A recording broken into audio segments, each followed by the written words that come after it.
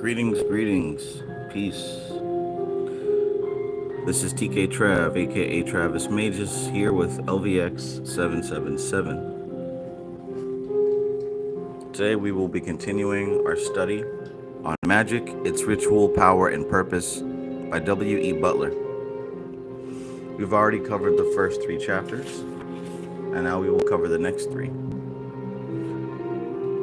We've gone through some definitions in a general survey. We've gone over human personality. We've gone over the magical thesis. Now we go over the apparatus of magic, the kings of Edom, and we'll conclude with invocation and evocation.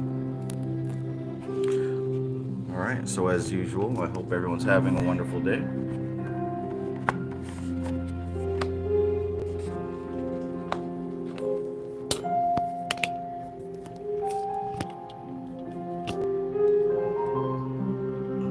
Hope you've got a reason to acknowledge gratitude, to have some sort of inner peace.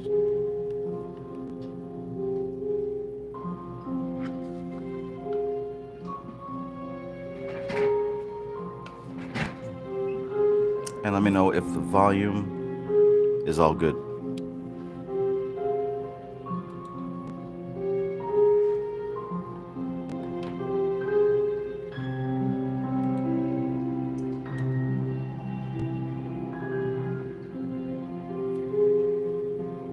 All right. Peace, sunshine chick. Good to see you. Anna Molly, peace. Good to see you. WVT, peace. Greetings, my brother. Anthony Hardy, peace. Lance Benefield, peace. ZJ, peace. Greetings. Society Ejects, peace, brother. Birdie, peace. Thank you, Sunshine Chick.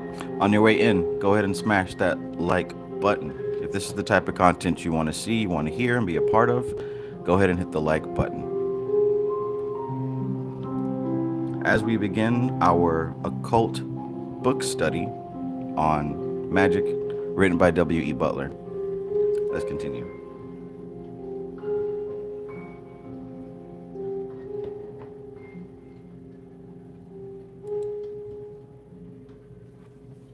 Chapter 4, The Apparatus of Magic. It is only natural, perhaps, that the apparatus of the magical art should have caught the imagination of beholders, and it is in this word, imagination, that the key to the use of the various props employed by the magician is to be found. So check that out. As soon as we start talking about props and tools, right off the bat, in the first sentence, he talks about how important the use of imagination is when it comes to those tools. If you recall from the last book read, or just from having your own personal experience, you know that there's no object on this planet or in this life, no object that is more magical or spiritual than another, right? Because these objects serve as symbols, tools, and anchors for our imagination to activate or to springboard off of. So I'll read that again. It is only natural, perhaps, that the apparatus of the magical art should have caught the imagination of beholders, and it is in this word imagination that the key to the use of the various props employed by the magician is to be found. In this business of causing changes in consciousness at will, the right use of the imagination is of the first importance. Let us then consider this faculty of imagination. So if you recall, in the previous chapters, he also gave a working definition on what magic means, right? And what we settled on in this book was Dion Fortune's definition, which was causing changes in consciousness at will. So then he broke down what is consciousness and what are the changes in consciousness, right?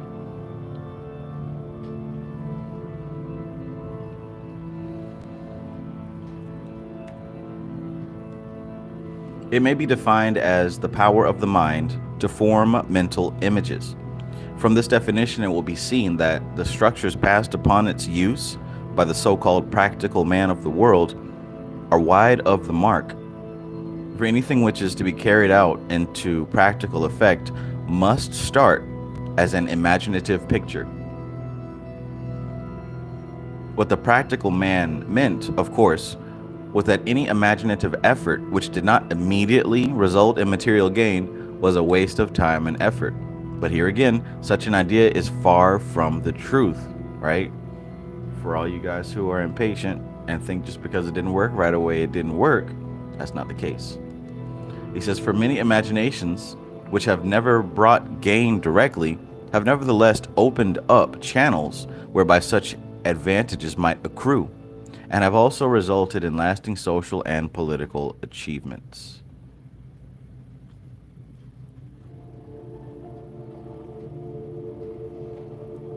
Tian Pomeroy, peace, good evening. Belly dancing over twerking. Pablo X69, peace, peace.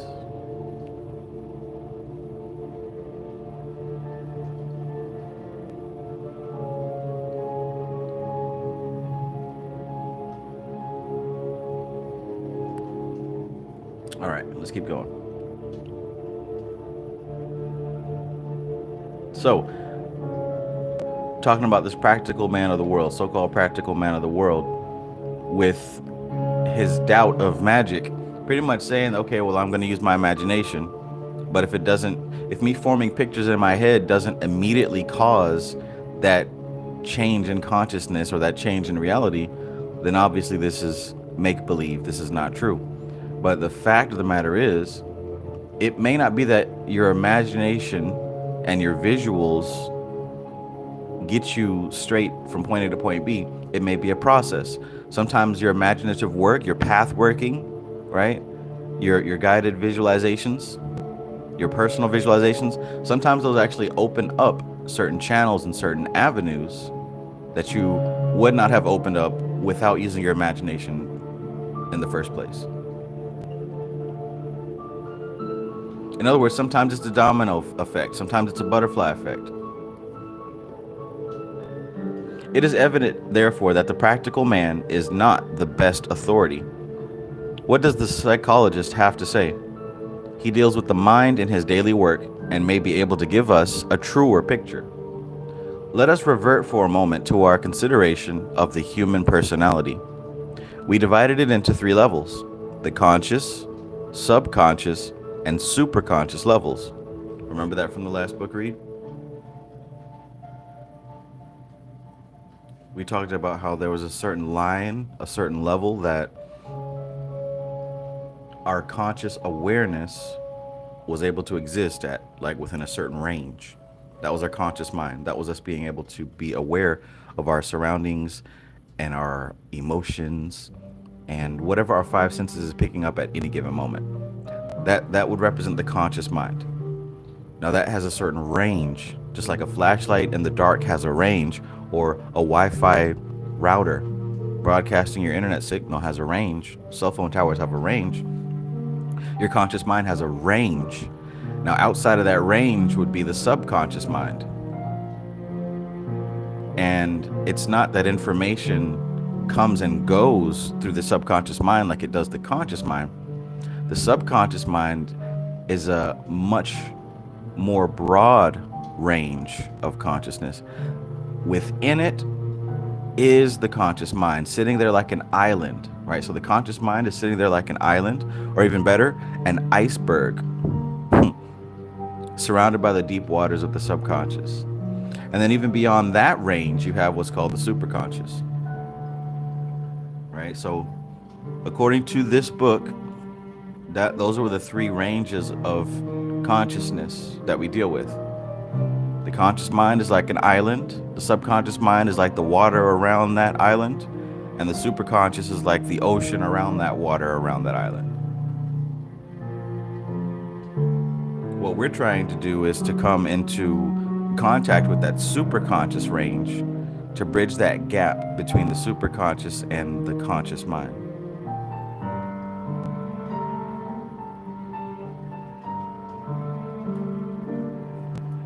All right, so yeah, if you guys have this book, or if you were here last week, you know what I'm talking about.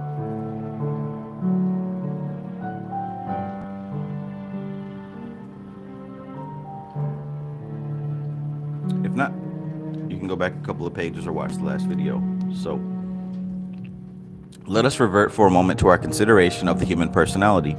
We divided it into three levels: the conscious, subconscious, and superconscious levels, and suggested that the latter two, the subconscious and superconscious, we suggested that the latter two were of greater importance than the ordinary conscious mind. But nevertheless, the conscious mind is that part of the mind with which we are working and evolving upon this planet. And for this reason, it must be the directing authority in any attempt at mental and magical work. Allowing it this authority, we must also define the limits of its authority. It's really important right there. I'll paint a picture like this. There was a Will Smith movie where, I don't remember all the details, but I know the main gist of the storyline was that him and his son were, some type of astronauts or pilots of some spaceship, and then they crashed, right? What happened was that Will Smith, the seasoned astronaut, got hurt in that crash, so he could not leave the ship. He had to sit in that chair and communicate with his son through technology. His son, the inexperienced pilot, had to actually leave the ship and go out into the world and find the necessary resources so that they could complete their mission after Earth. Thank you, WT. Yeah, so if you've never seen that before, if you have, you could kind of take that example and see that the conscious mind is actually the young, new, fresh, inexperienced pilot, the new, inexperienced astronaut. The subconscious mind has to stay back there in that ship. The ship, by the way, would be the superconscious, right? That which travels beyond. The subconscious would be that Osiris, that Cthulhu, that Will Smith pilot sitting in the ship, communicating with the son, the young pilot, which would be the conscious mind, going out into the world, trying to make sense of everything, trying to find the appropriate resources to make it to the next level. The conscious mind only knows the bare minimum, right? Because it's brand new. It's brand new to the human race. We weren't always like this. In previous times, in the golden age, we were entirely subconscious. And it's more than likely it was during those time periods that we built these megalithic structures that still stand today. Serious Suit AAA, peace, brother. Peace. Al Dickey, peace, peace.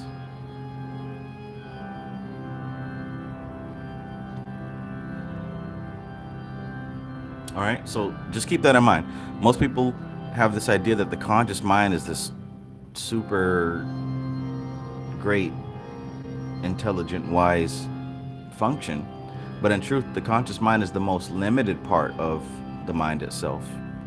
You know, you hear the mythology of the demiurge proclaiming that, they call him the blind idiot god, that there's no other gods before him and that he's the creator of the universe. Well, he only says that because he's incapable of seeing the power which is outside of him, the power that actually created him. That's the conscious mind. Everyone here has a conscious mind, but everyone does not have a connection, an open connection to their subconscious or superconscious.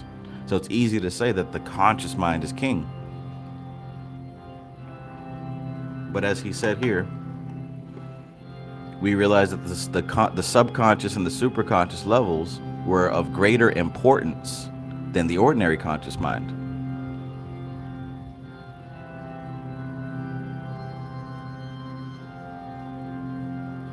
Right?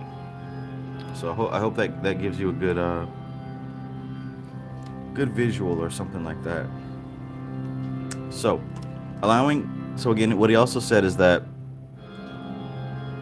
nevertheless, the conscious mind is that part of the mind with which we are working and evolving upon this planet.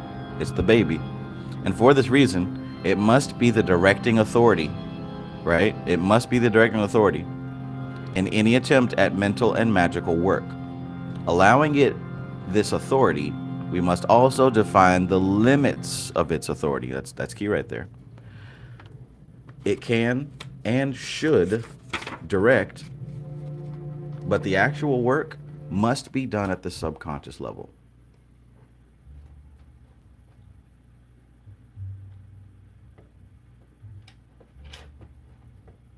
The actual work must be done at the subconscious level. Oh, seems that my battery died on my other phone.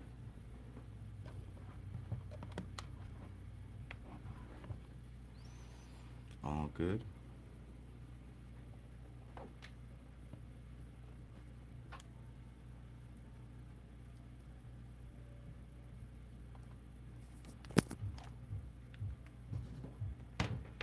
All right. So the conscious mind directs, absolutely, but it's the subconscious mind where the work is done. Hence why we use all these symbols and why everything is symbolic. And like I said, it's no physical object that's more powerful or magical than any other physical object. It's how you are able to connect these things with your subconscious mind. Like I said on the live stream a few days ago, it's extremely important to have your symbolic language, your communication fleshed out. Because, like he says here, the actual work must be done at the subconscious level, not at the conscious level, the subconscious level. Framestar Films, peace, brother, peace. Discover the hero within, peace. Discover the hero within, says Trav. You got me seeing unicorns pop up everywhere now. Yes, sir. That's the first step.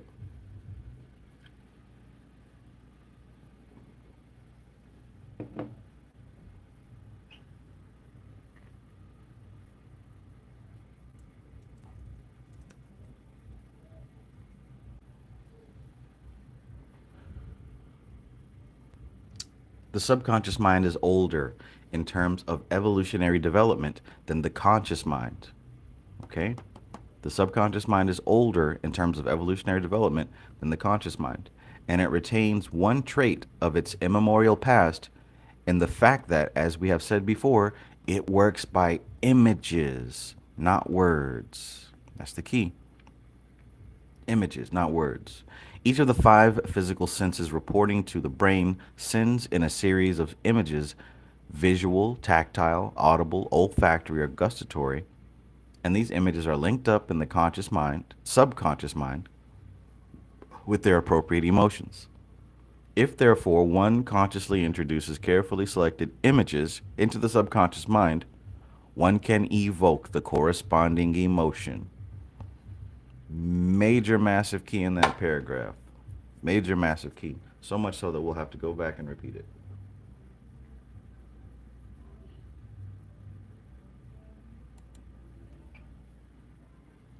The subconscious mind is older in terms of evolutionary development than the conscious mind, and it retains one trait of its immemorial past, and the fact that, as we have said before, it works by images and not words.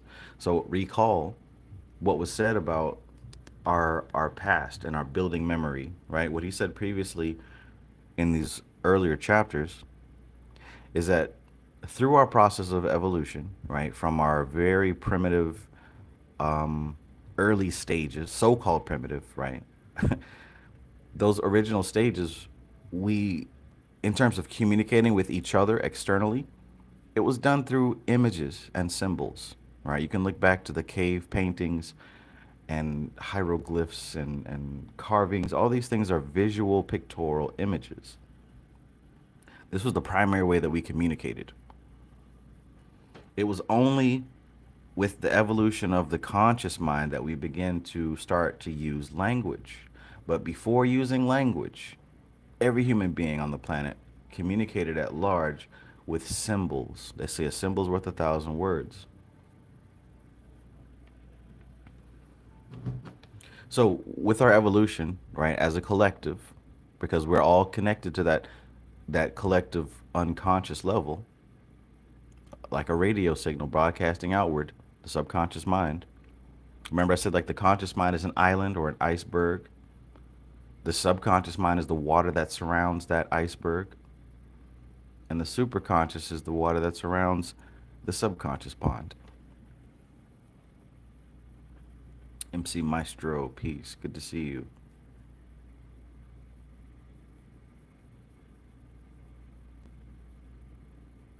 Richard Tracy, peace, peace, bro. How'd I miss you? Alicia M, peace and good evening.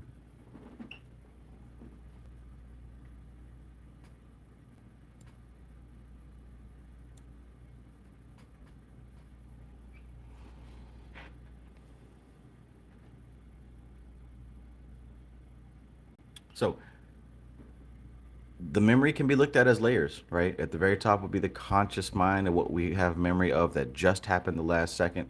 And if we break those layers down further and further and further, it goes back to what happened yesterday, to your childhood, to your genetic line, right? Your family, your parents, on back to the history of the human race, right? And on back before that. Within that memory is the fact that we rely on symbols to communicate throughout our entire existence. So that has never gone anywhere. That's why art is so important to us. That's why art is so important to us of any form. It's the primary way that we can communicate. And that's also why within magic, one of the primary aspects of this whole thing is the symbology. There's a reason why people who don't know anything about magic are terrified of the pentagram. They're terrified of Baphomet, right? They're terrified of certain symbols because their subconscious mind understands that those serve as gateways to the next level.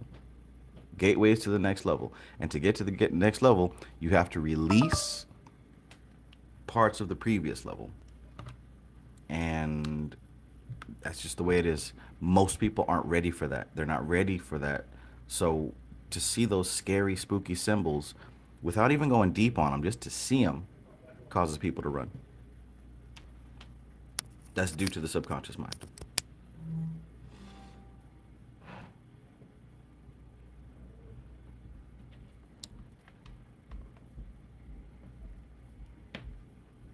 Two percent battery. Boy, I tell you.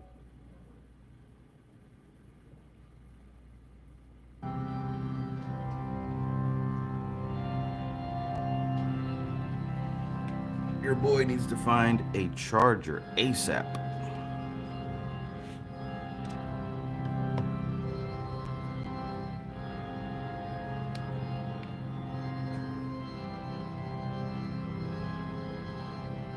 I think I found one. Hold on just a sec.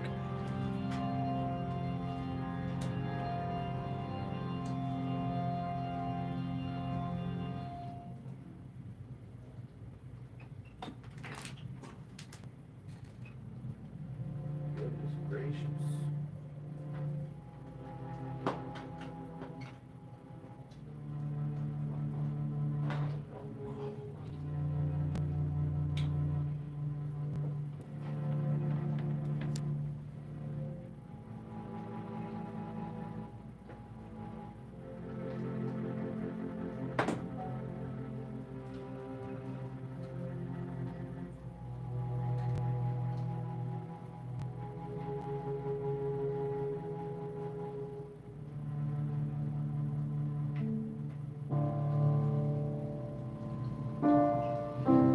Okay. Fantastic. Fantastic.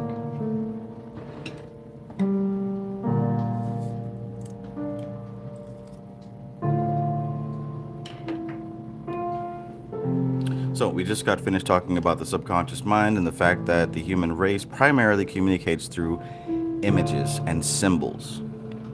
No matter who you are or where you're from, you've got that in your genetic history, and it's not going to change ever.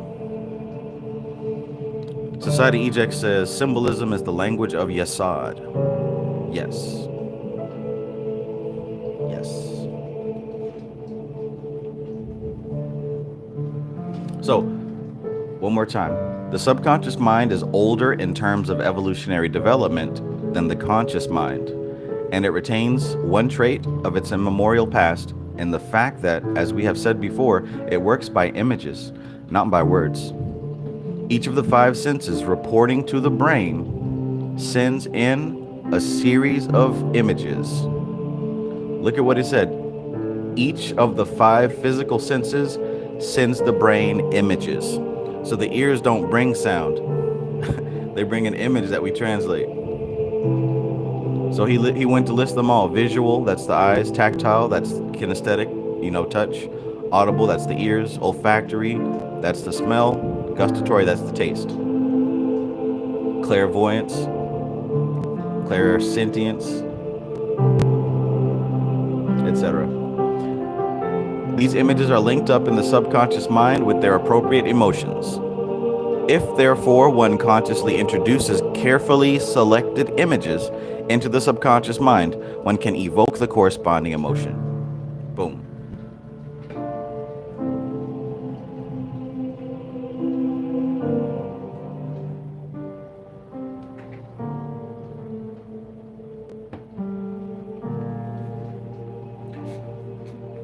Alicia M says, my children were worried about seeing a Baphomet statue in my workspace until I explained it to them. Yeah, it has a very primal effect on people. I think that in itself, to me, would be reason to investigate. Why is it so spooky? Why does it charge people with alarm? I think it's more than just Christian propaganda.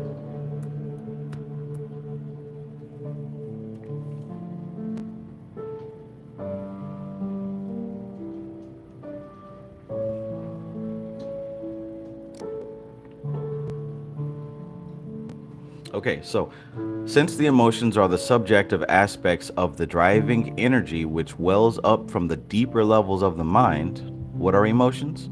He said, since the emotions are the subjective aspects of the driving energy which wells up from the deeper levels of the mind, it is evident that by the right use of such conscious evocation, the potential or pressure of life in the personality can be greatly enhanced.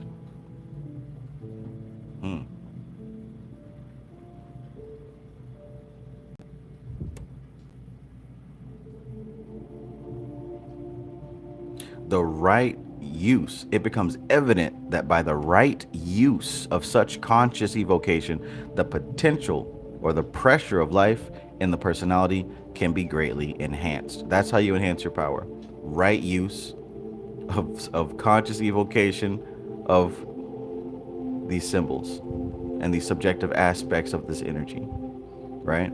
That's how. We see this in a perverted form in the abnormal strength shown by some lunatics during their insane periods, or again, in a higher and more admirable form in the way in which we rise to the occasion of a sudden peril and perform feats which would be impossible to us under ordinary circumstances. The phenomena of hypnosis introduce us to the same thing under conditions which allow us to study it at will. In hypnosis, we find that once the barrier or threshold has been pierced and the subconscious levels allowed to emerge above it, any images introduced at this time will have a direct effect upon the dynamism of the personality.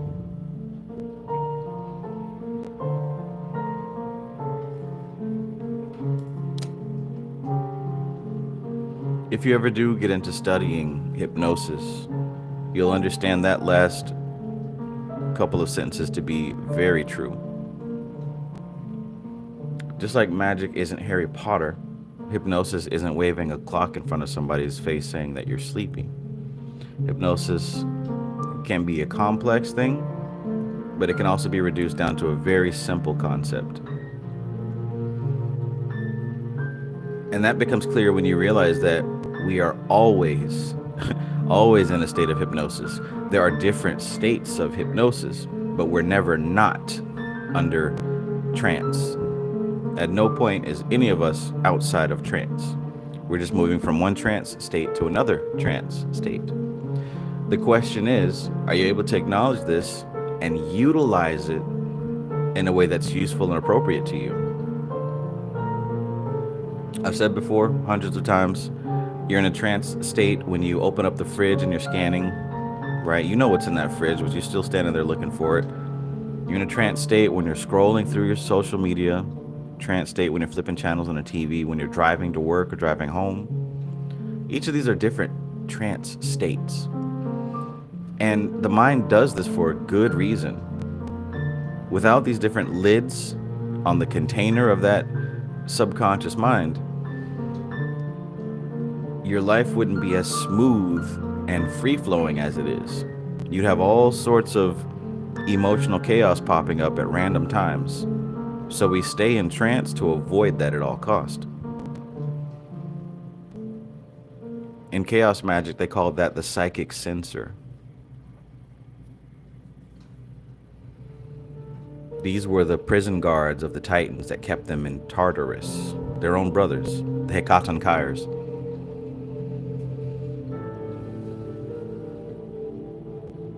But the question is, are we able to manipulate those prison guards to let certain Titans out when we need them? That's when you have successful magic. That's when your magic works.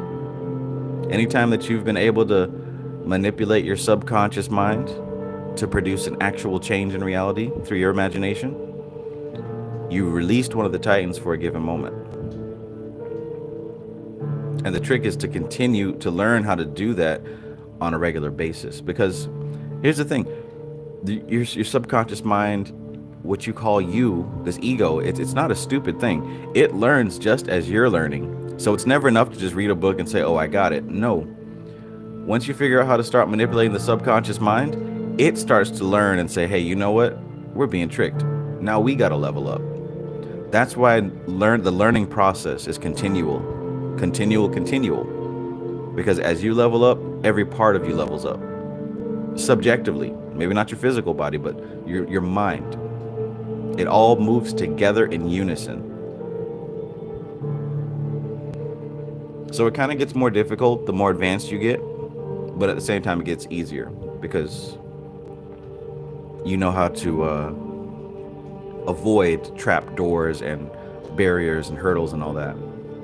Go ahead and hit that like button. We still have 33% more people in the chat than we have likes. So if you're enjoying this content, if you're still here sticking around watching it, you might as well hit that like button.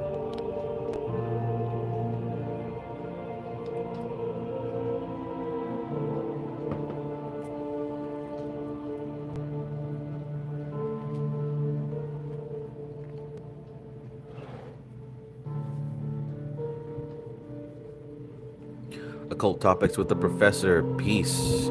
Peace. Good to see you, brother.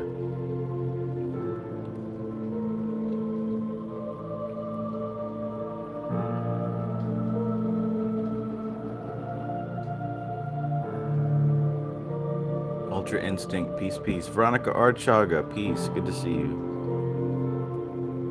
Oath. Greetings. Saigon says, does having a life path 8 mean I need to tap into Baphomet energy is what I'm working towards to be? I would say yes, and let me tell you why. For you to connect Life Path 8 and Baphomet energy, I do not see the connection whatsoever. I don't know how you got from point A to point B, but you do. Obviously, there's a connection there, and I would say explore that connection so that you can find why you link those together.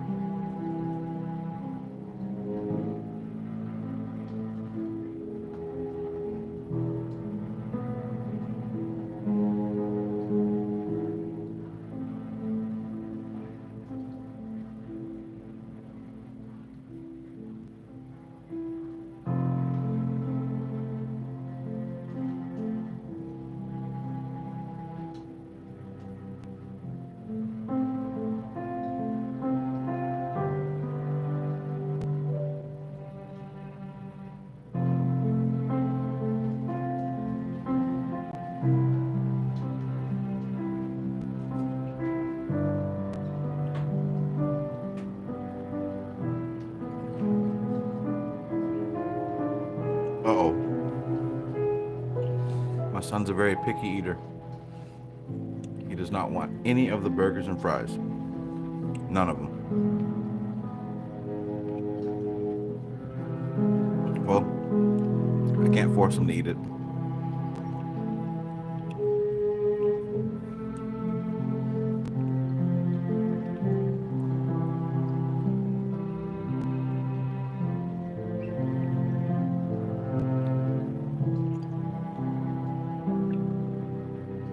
All right, so where were we?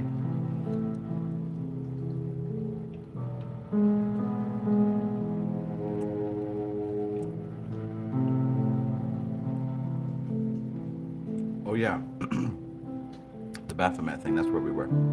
Yeah, so obviously if you've connected those two, because like I said, I would have never made that connection, and I don't know how you did, but you've got something in your head that tells you, hey, this leads to this.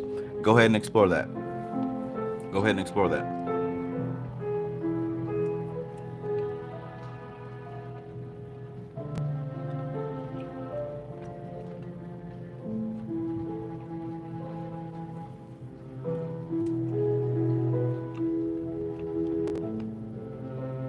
My advice to you is to try to go as early as possible with your symbolism, because a lot of people will tell you a lot of things. Try to find it backed up in some kind of documentation. Not because documentation is superior, but when you understand this occult stuff, you'll see that a lot of these new people, they learn a tiny bit about it and they go off making videos. So what happens is other people see that and they start repeating the process. So we get this echo chamber where it very quickly becomes incorrect and distorted information very quickly. So I say, while a lot of these new people might point you in a certain direction because they'll get you interested, make sure you do your research and try to find some documentation of the symbolism behind Baphomet, Eliphas Levi, and all that. Peace, Shango.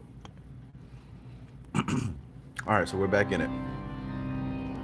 We are back in it.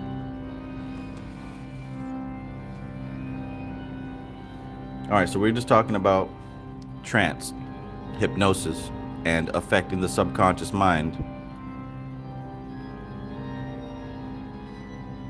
A lot of what Mr. Butler says here is deep wisdom wrapped up in simple sounding sentences. So I'm going to read that paragraph one more time.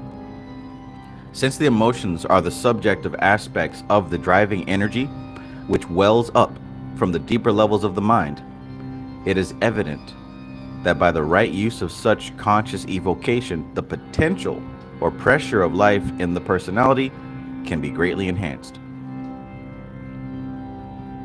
We see this in a perverted form in the abnormal strength shown by some lunatics during their insane periods, or again in a higher and more admirable form in the way in which we rise to the occasion of a sudden peril and perform feats which would be impossible to us under ordinary conditions. The phenomena of hypnosis introduce us to the same thing under conditions which allow us to study it at will. In hypnosis, we find that once the barrier or threshold has been pierced and the subconscious levels allowed to emerge above it, any images introduced at this time will have a direct effect upon the dynamism of the personality.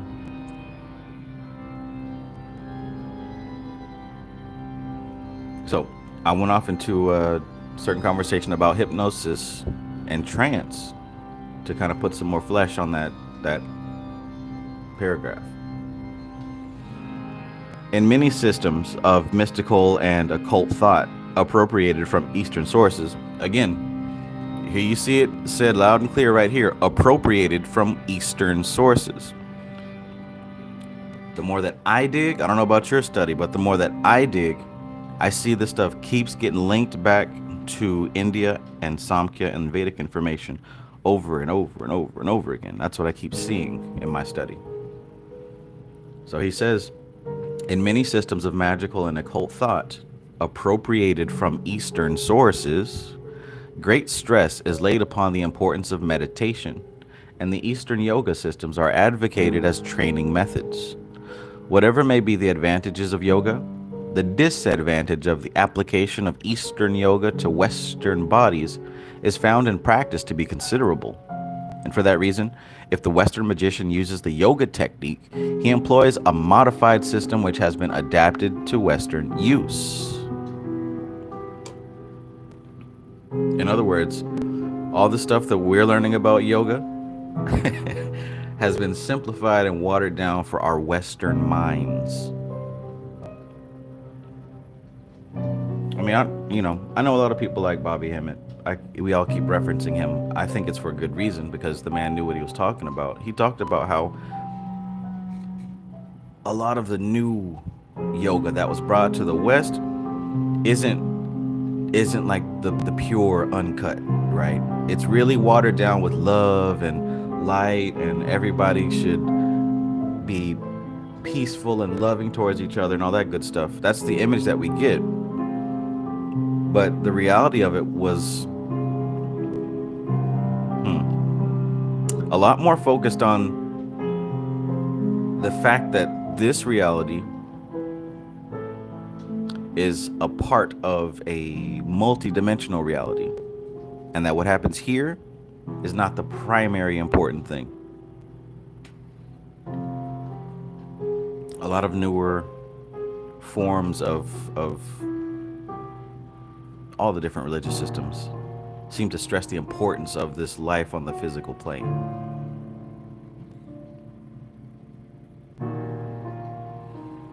223 Soldier says Bobby Hemmett said when he started talking about Indian shit, people stopped coming to lectures, even though they ate up the Satan shit. Yeah, man.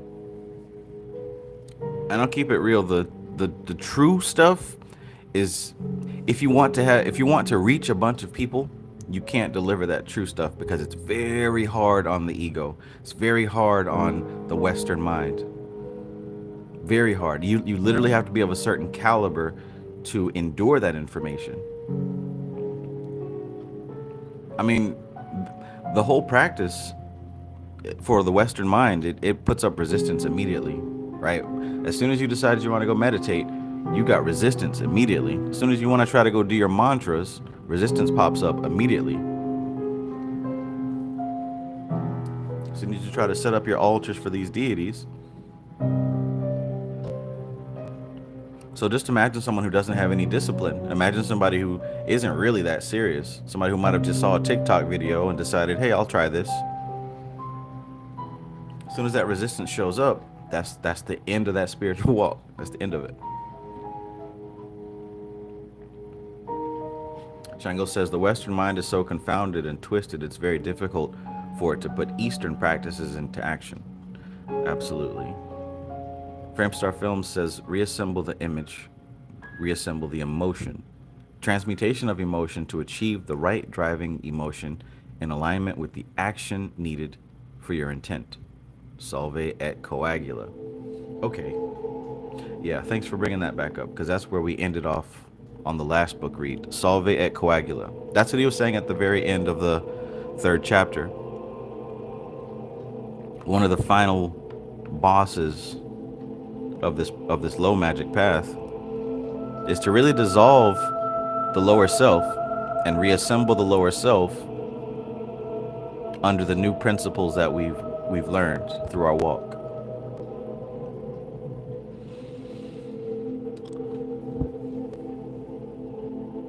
So, in the purely mental methods of meditation, there is an insistence upon the control and inhibition of the bodily senses. One is told that it is necessary to be able to shut out unwanted thoughts, to keep the mind unwaveringly fixed upon one thought only, and to refuse to allow any sense impressions to distract one from the chosen object of thought.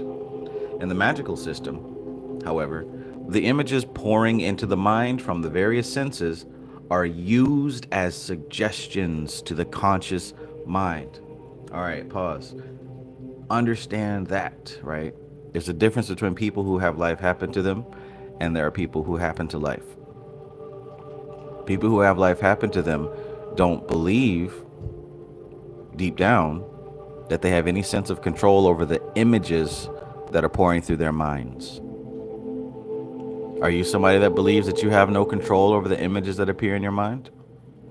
Are you somebody who has practiced and utilized some form of discipline to filter what type of images come to mind?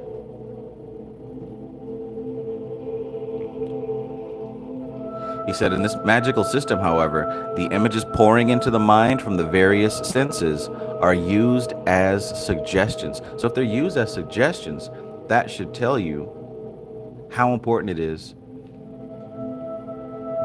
to have some type of jurisdiction over your own mind. What did he say just a few pages ago about this, about the conscious mind? He said that for this reason, the conscious mind must be the directing authority in any attempt at mental and magical work. Allowing it this authority, we must also define the limits of its authority, right? We use this conscious mind and this ego because that's all we have to work with as a tool. However, we must remember that it is a tool and set limits, set boundaries, set a role for it, as opposed to just letting it do whatever it does and going with the flow, so to speak.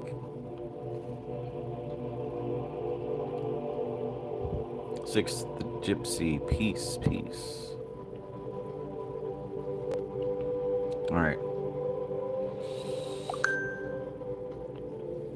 In the magical system, however, the images pouring into the mind from the various senses are used as suggestions to the conscious mind, which, because of the particularly sensitive condition that has been induced in it by the ritual itself, boom, right there. What's the ritual do? The ritual puts you in a sensitive condition so that subconscious mind is open. That's what the ritual is for.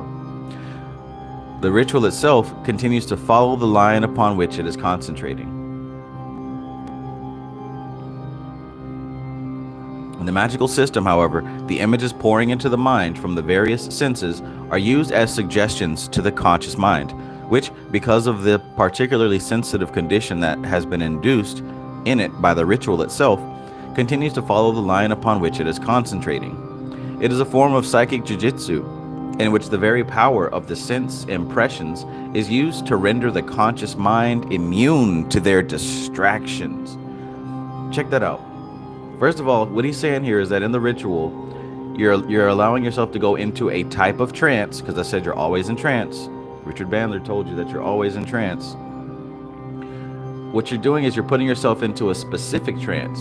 You've already got data flowing into all five senses at all times. You can't stop it. Your ears, your eyes, your nose, your body, skin, all that stuff. You got data flooding in. What you're doing now as the magus, right? The magician card standing at that table, pointing up, pointing down, as above, so below. Instead of taking those suggestions as distractions to throw you off, you're utilizing them as suggestions to point you in the right place. That's why you have a certain color candle. That's why you use certain magical tools. There's the dagger, sword, chalice, pentacle. Why? Because those things have symbolic meaning. Remember, we talked about the subconscious mind speaking through images. Those things have symbolic meaning that goes back an extremely long time. That's why it's called a ritual, because you do it the same way that you've been doing it for thousands of years, because the subconscious mind understands what that means. So when you have your ritual space set up, you put yourself into a certain kind of trance. Now your sense impressions are being bombarded by specific data, so that you can, what did he say here? You continue to follow the line upon which it is concentrating. So now that the mind is using the external world as a focal point for where you're trying to go within, it's no longer a distraction. It becomes fuel. It becomes the rocket ship. He said it's a form of psychic jujitsu. Does anybody know what jujitsu is and how that particular martial arts works? It's not so much about force, brute, blunt force. It's like water. You like Bruce Lee said, you gotta flow like water. Be like water, my friend. Instead of brute force fighting your ego and your five senses, you're using everything in a recipe where all the different flavors complement each other.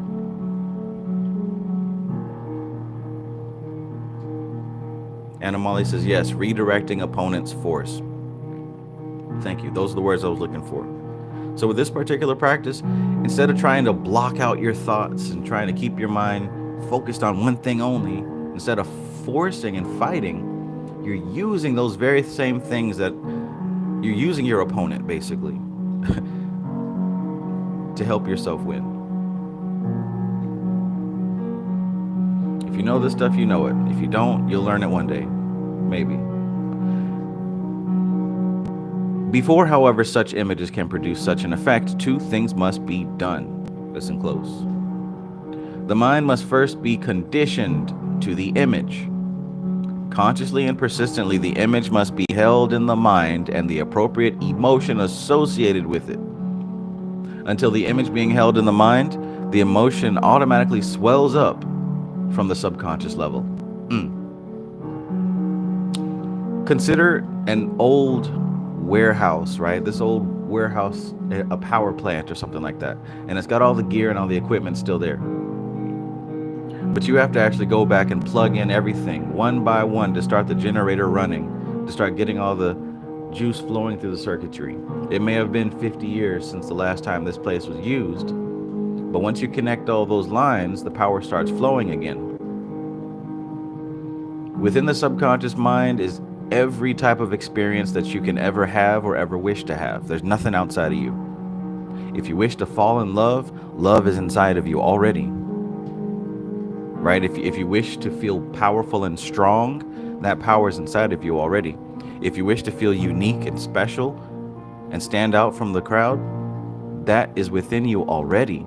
It never has come from the outside, and it never will come from the outside. What happens is you're searching and you're scrambling in that dark warehouse looking for the plugs to connect to each other so the juice can flow. That's why if you want to feel love, you're scrambling trying to find the right person, because you're looking for someone to serve as that symbol so that you can connect that love inside yourself and let it come out. You want to feel powerful, you're scrambling to find out what you can do, right, to prove to yourself that you're powerful. But you're really just looking for a symbol. You're looking for a way to connect those lines so the juice can flow. Everything that you can ever experience comes from the subconscious mind. It's never external. We're just looking for symbols to use to activate it. So look what he said. Before such images can produce such an effect, two things must be done. The mind must first be conditioned to the image. Consciously and persistently, the image must be held in the mind, and the appropriate emotion must be associated with it. Until the image being held in the mind and the emotion automatically wells up from the subconscious level. That's you connecting those wires, connecting those lines. Secondly, either by the actual performance of the ritual or by some form of auto-hypnosis, the threshold of consciousness must be lowered. The threshold of consciousness must be lowered so that the subconscious levels emerge into consciousness and become available to the suggestive power of the chosen thought. He's literally giving you the formula. I don't give a damn what anybody else is talking about. I really don't give a damn. You could read just this book and you will have magic that works. That's why the price is jumping up on these books. That's why the prices jump up on these books. Because of paragraphs like that right there. To he who has an ear, I know you just heard what I said. I know you heard what was written right here.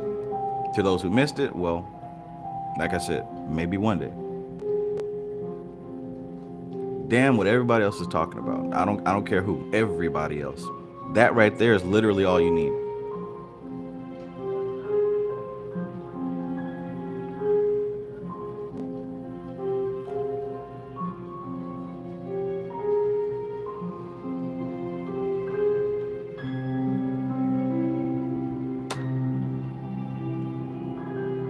So number one, you got to connect those symbols. You got to condition your mind to the symbols that you're working with. Yes, everything can be used as a symbol. Like I've been saying since this whole book read, there is no object that is more magical or mystical or powerful than anyone else. I could email you this pen right now. It probably wouldn't do anything for you.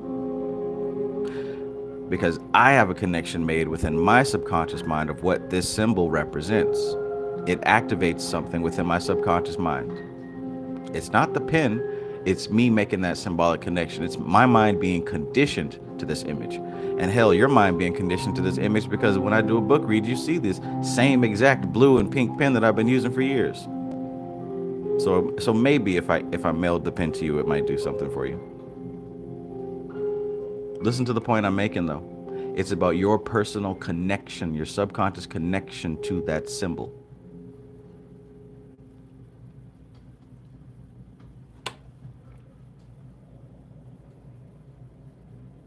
Discover the Hero Within says that reminds me of Legba being the gatekeeper for those attempting to communicate with the spirit realm. Yes, yes. There's a reason why that particular spirit in that pantheon is one of the first that you must come across, because he is one of the representatives of an aspect of the ego, an aspect of the conscious mind that must be overcome. Or I could even say that process of what he said here, lowering that conscious mind to the level of the subconscious so that they kind of cross over. And again, this is what we have to do. After you condition the sigil and the symbol, the next step is lowering the conscious range. Because remember, I said that the conscious mind is like it has a range, like your Wi-Fi router has a range. If you walk too far out of your house, you lose your Wi-Fi signal, right? So the conscious mind has a range, and just outside of that range is the subconscious mind. But if you're able to kind of shrink those ranges so that they blend, now you're working. And see, here's the thing, children live in that state already. It's just the growing older process is us really separating the conscious from the subconscious.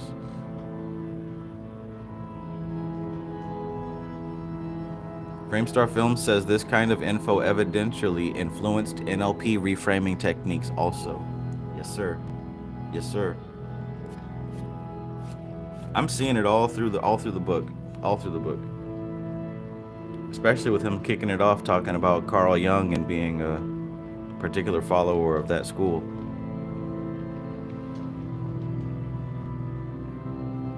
Beautiful. Beautiful how it all lines up together. So with all magical props, the sword and the wand and the pentacle, the cup, the circles, triangles and sigils, the lights, the robes, the incense, the sonorous words of invocation, and the barbarous names of evocation, all work by a cumulative suggestive process upon the subconscious mind. They all work. All that stuff I just named, right? Again, I'll say it for the last time in case you really don't want to hear it.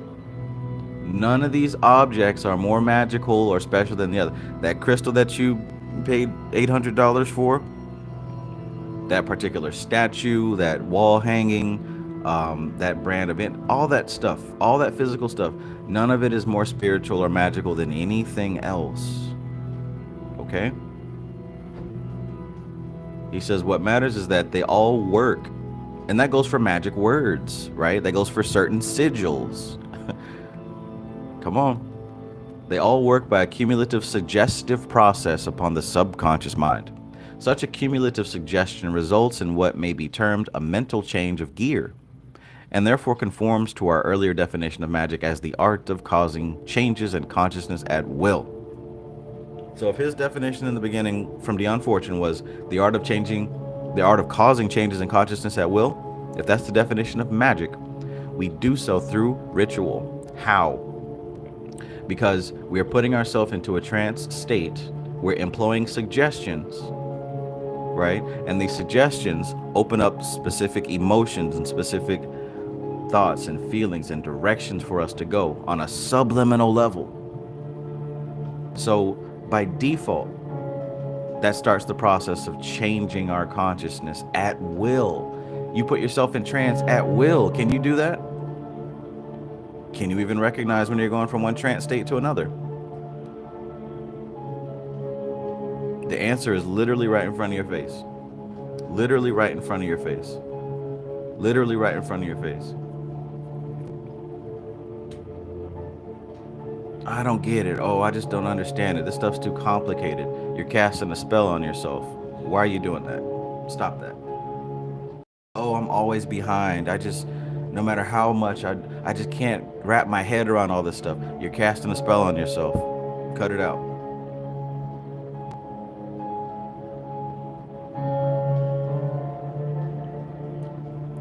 Richard Tracy says, an old mentor used to say 60% magic is suggestibility.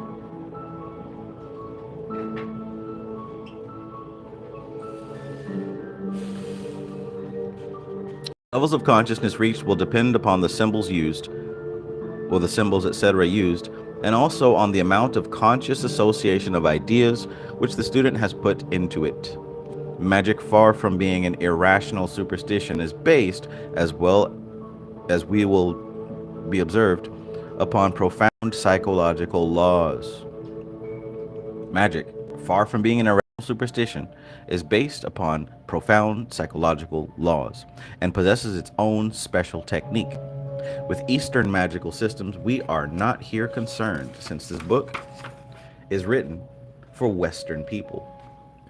Who knows what Western means? This book is written for Western people, American people, and is based upon the theory and practice of the Western schools. The Western tradition, to give it its technical name, is a composite thing, embracing the magical techniques of all the countries of the Mediterranean basin on the one hand, and the indigenous system of the Norse and Celtic peoples. The average man, if he takes the trouble to discuss magic, usually has a preconceived idea based upon the fragments of magical practice of the Middle Ages in Europe.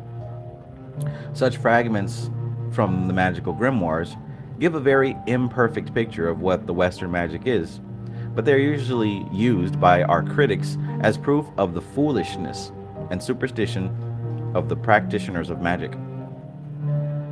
However, the same line of argument could be followed by any critic of, say, the Roman Catholic Church.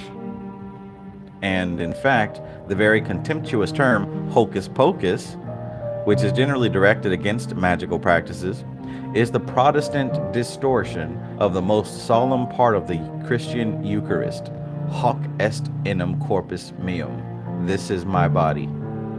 It was because of certain abuses and superstitions that this word of opprobrium was directed alike against Roman Catholic priests and magical adepts. There's some history for you. So a lot of people, when they want to talk shit about magic, they say hocus pocus, right? We don't deal with that hocus pocus. Well, ironically, that literally comes from the Christian Eucharist. Right? When you take communion, when you eat that thin wafer, and you drink that grape juice, and the preacher says, "This is my body." Well, in Latin, that was hoc est enim corpus meum. And it says here that the Protestant distortion of that is hocus pocus. Take ye and eat.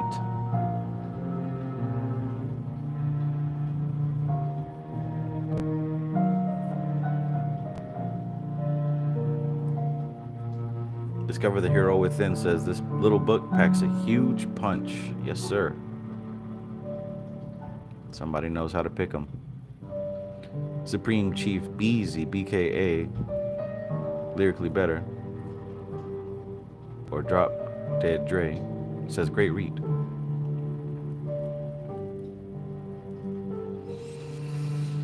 All right. It is, however, a truer and more equable criterion if we consider the best and not the worst in any human institution.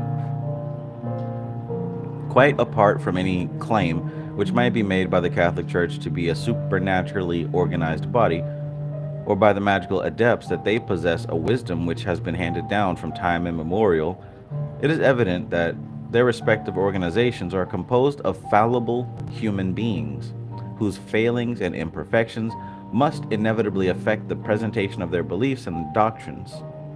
The Western tradition affirms of itself that it is the heir to a body of teaching and practice which has been handed down from remote antiquity, and that the central philosophy around which it is organized is the body of Hebrew mystical teaching known as the Kabbalah. Big Q. This word in itself conveys the idea of secrecy, since it signifies the oral transmission of knowledge from mouth to ear. That's why I have to read these books. And indeed, this oral tradition long antedated the public compilation and appearance of such works as a Sefer Yetzirah, as one of the standard Kabbalistic works.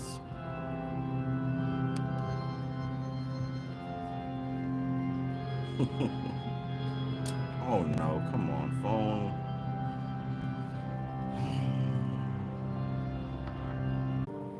Mm-hmm.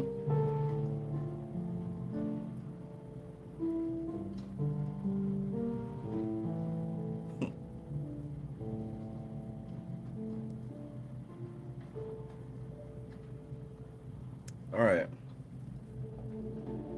Good to go. Technical difficulty usually means half of the attendance disperse, but perhaps it's better that way.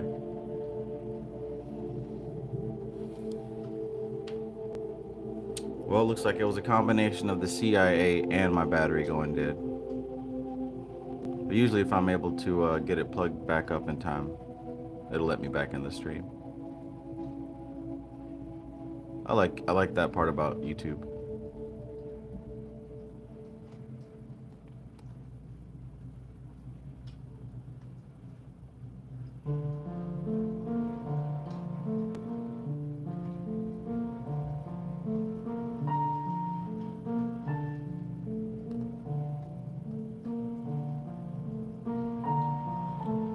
All right, I think we're good.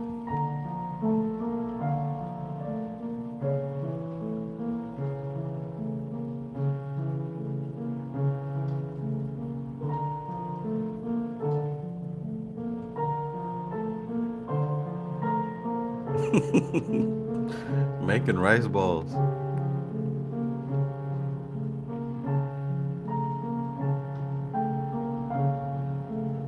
All right, all right, all right.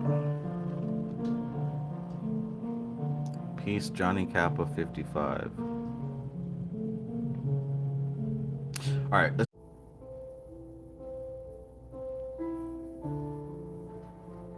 All right. Got it.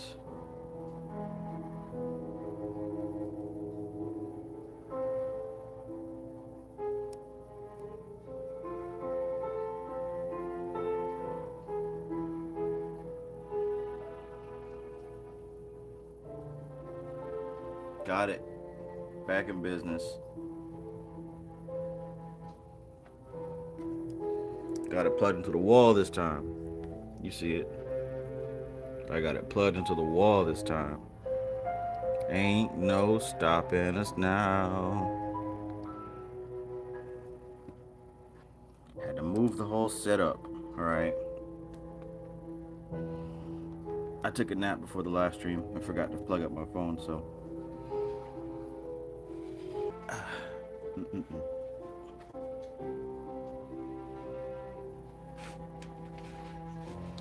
Alright, we'll do it this way. We will do it this way. There's no way the CIA can get me in this corner.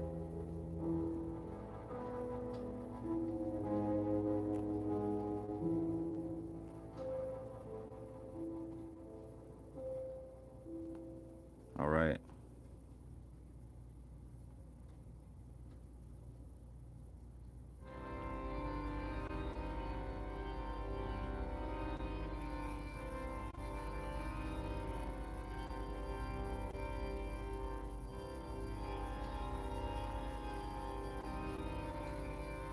Peace, peace, peace.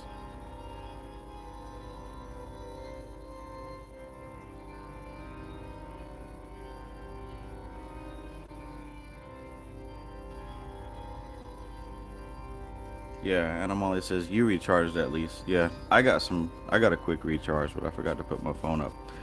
But here we go. CM Ben says you need an external battery. I have one, but that was dead too. I forgot that my son was using it for his tablet, so all of my options were exhausted. I had to think fast before the stream ended. So I just had to move everything over to the wall. I had to traverse some difficulties. All right. One monkey does not stop any show. Tell you what, though, this knee is a pain in the ass. If you guys remember my story from Sunday, trying to jump over that mud pond, yeah, I landed on the ground with both feet. However, one foot went this way and the other leg went that way. I ended up in a pretty ridiculous position.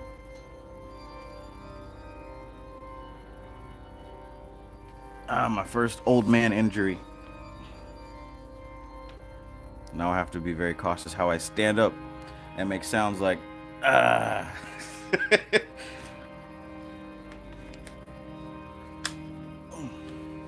Sheesh.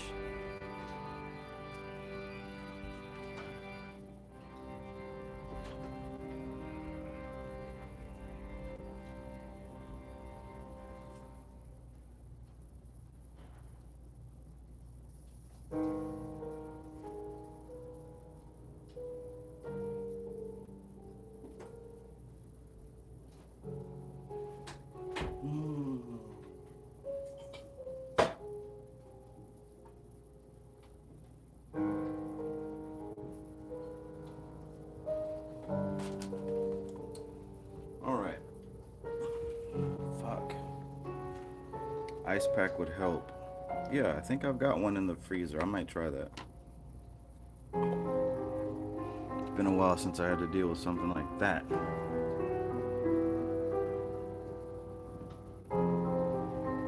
It's my first old man injury.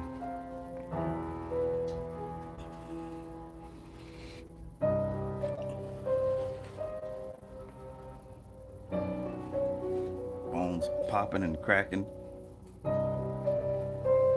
I had a full live audience too. And it was a slow fall. It wasn't like a fast fall into the mud. It was slow because I kept my balance, but I was in the split, so I kept going down, down, down, down. Oh man, gotta love it. All right, let's get back to this magic stuff.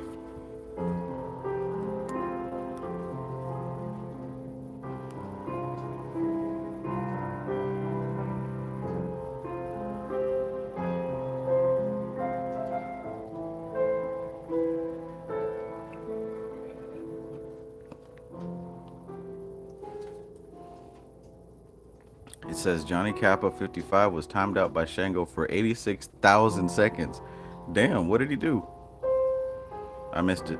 Trying to get my setup.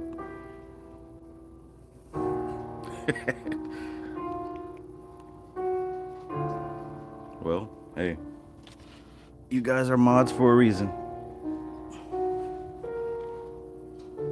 All right, now, finally, let's get back to it once and for all. So, in all the ancient systems of mystical and magical training, we find that together with certain philosophical teachings, there is to be found a symbol or group of symbols which has a specialized significance for the followers of that system.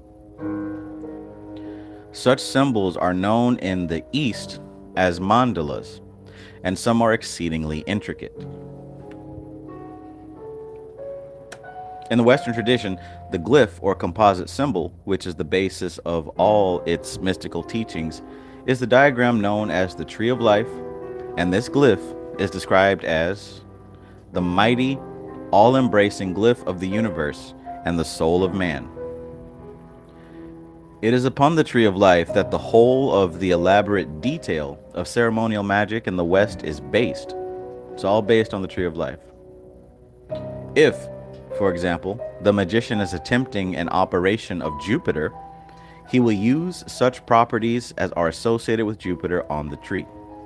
He will, for instance, wear a light blue robe, burn cedar in his censer, have 4 lighted candles, and use the Hebrew name of the sphere of Jupiter.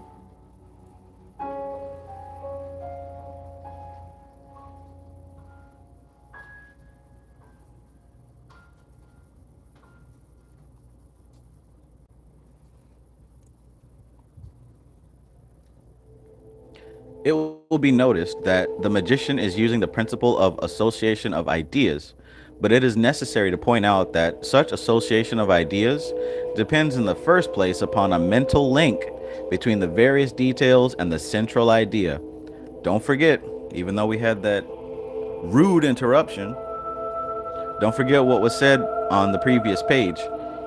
He said that two things needed to happen with these symbols. Number one, you need to condition your mind so that you can make an association with the symbol to an emotion. And number two, you needed to lower your conscious mind awareness down to the subconscious level so that the two overlap. See, when we talk about repetition, symbols, repetition, and trauma, we can really boil that down to what Butler said here. Because that repetition, what that does is you're putting it in your conscious awareness in hopes that you catch yourself in one of those trances where you're overlapping the subconscious awareness. If you have something in your life repetitively, some type of symbol or whatever, you know that you're going to be in that trance at some point. And if you're not someone who's able to have control over your trance states, repetition will help you win, at least 3 times out of 10, right? 5 times out of 10, something like that. The trauma thing, right? Why does trauma work? Because I reframed that as a emotional spike. Whether it's negative trauma or positive trauma, it's an emotional spike.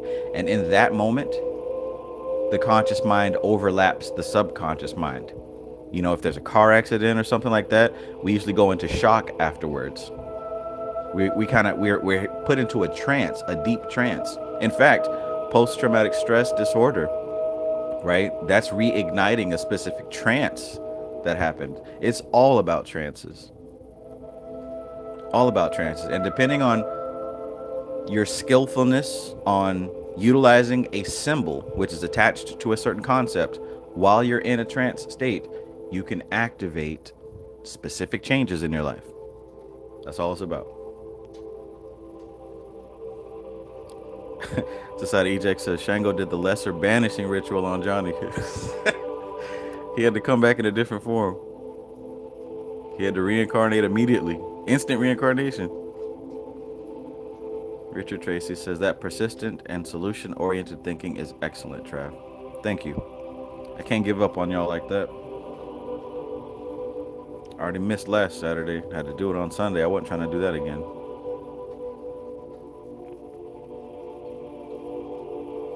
ZJ says, I saw some monks do a mandala in my travels. They were drawing it with some type of colored sand.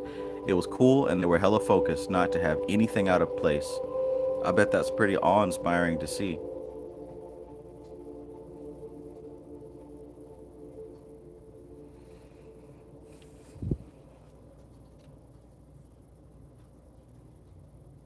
All right, let's get to it now. So, we talked about the tree of life and the Kabbalah, which what he referred to as the mighty, all-embracing glyph of the universe and the soul of man. This is why I personally stick with the Kabbalah so much, is because it serves as a great unifying symbol between the macrocosm and the microcosm, between the universe and between me. I know where to go within myself to touch something that is out of this world. And I know if I want to get into contact with something out of this world, there's something within my immediate environment that makes it a phone call away. Check.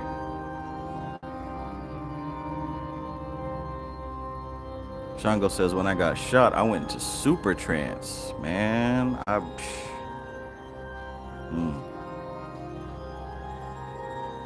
can't imagine the trance that a woman goes through when giving birth.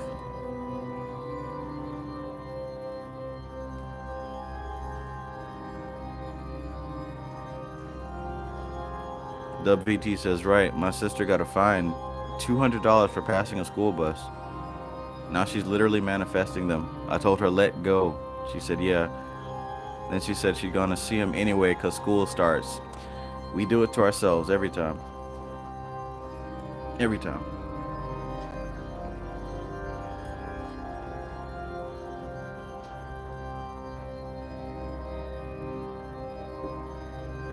All right, so it will be noticed that the magician is using the principle of association of ideas, right? It will be noticed that the magician is using the principle of association of ideas. But it is necessary to point out that such association of ideas depends in the first place upon a mental link between the various details and the central idea. The various details and the central idea.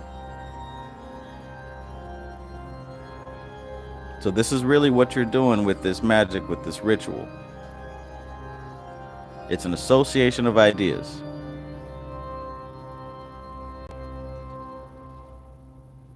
Ghost Ops 141, peace.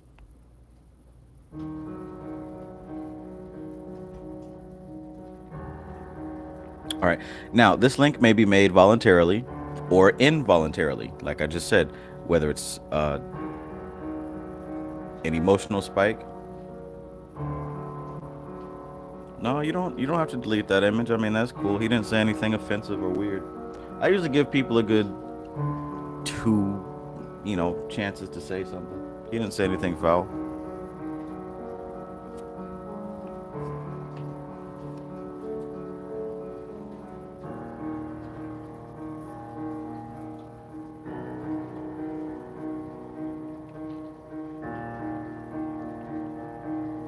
Now, the link may be made voluntarily or involuntarily. In the first case, it is made by consciously and deliberately associating the ideas. In the second, the association is immediate and subconscious, right? So we talked about trauma. That would be immediate and subconscious, right? When we're doing the repetition, we're making it consciously and deliberately. That would be a good part to remember right there. Linking the symbol to your subconscious mind, to the emotion. It can be made voluntarily or involuntarily. So what that means is, when we talk about shadow work and doing shadow work, right, there's plenty of times where we have these certain symbols already linked, right? Some people are afraid of dogs because something happened in their past as a child that they may not actually remember. All they know is they're terrified of dogs. That was an involuntary, immediate, and subconscious link that was created with that symbol. And it takes work to reframe that, reprogram that, and replace that. Likewise, we have certain good things that we associate with certain symbols.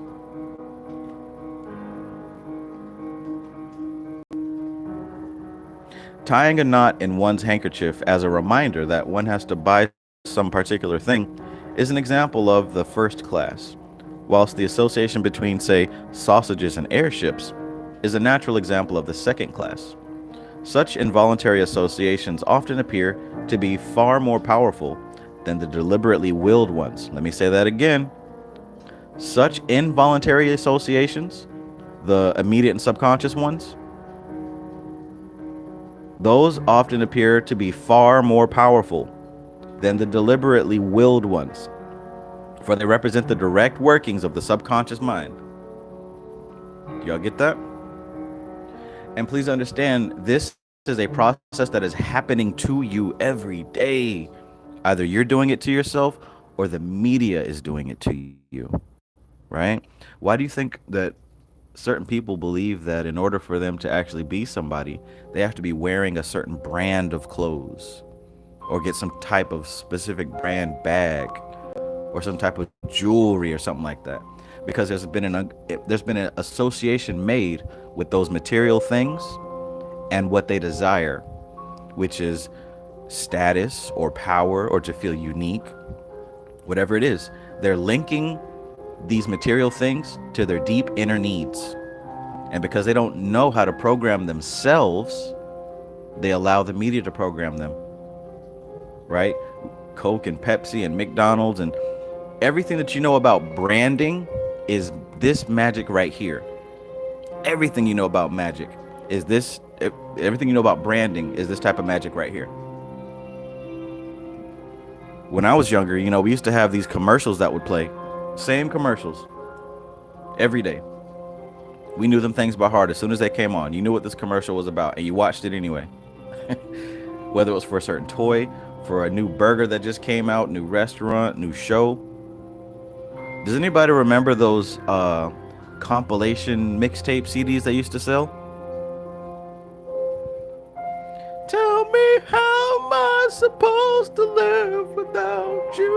where they would do like the love songs one, and like they'd play like a little 5 second clip of the hook of all the love songs.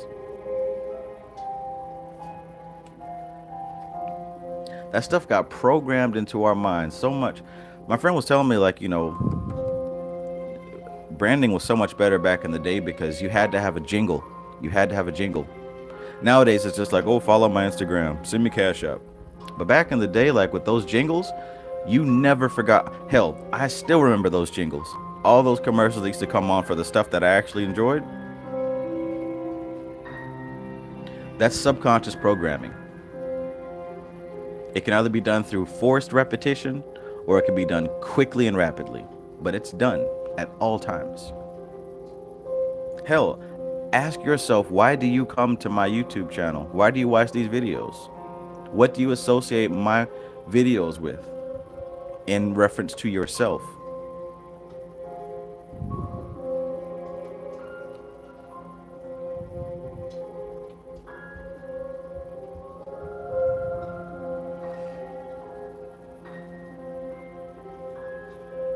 Society Eject says, yep, that's crazy. Me and my wife were just talking about how everybody in my generation was traumatized by the Bloody Mary or the Candyman story. Yes, I still remember those days. Me and my brother standing in front of that mirror late at night. Nobody wanted to see the third Candyman. Nobody wanted to see the third Bloody Mary. You'll get to 2.5, maybe.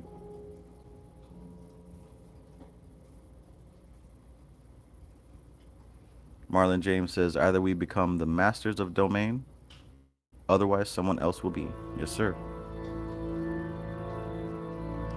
Shango says, influencers are sorcerers using mental programming. Absolutely. WT says, a damn Kids Bop commercial. Right. You remember them jingles? Society Eject says, and if you remember, Travis, those commercials always came on at night. Right. When you were half asleep. And that specific part always came on to wake you up. I swear by the moon and the stars and the sky.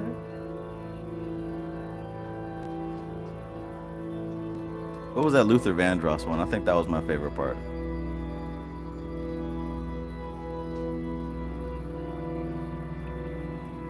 Framestar Film says, a psychic spider telephone line that rings and vibrates every time a bug hits the web. The dinner bell rings. Food for new thought. Sustenance to repair your web, your world. So it goes on and so on.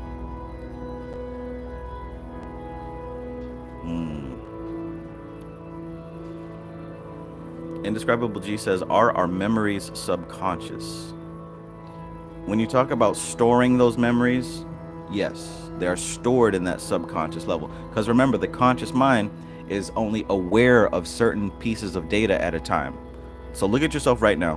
What all are you aware of? Right? You're aware of your immediate surroundings, the sound of my voice. You might be looking at something. That's your conscious mind.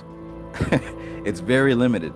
Now, what you have to do to reference your memories is you have to actually go within, scan through the file, pull it up, and then replay that image in your head. Memory is state dependent. It doesn't go away. It doesn't deteriorate or dissolve. That's not true, because memory is not stored in the mind. It's not stored in the mind. It is energetic and it is state dependent. So the best way to remember things is to be in the state you were in when that thing happened. Because again, it's imprinted. It's imprinted. That's what he's saying here.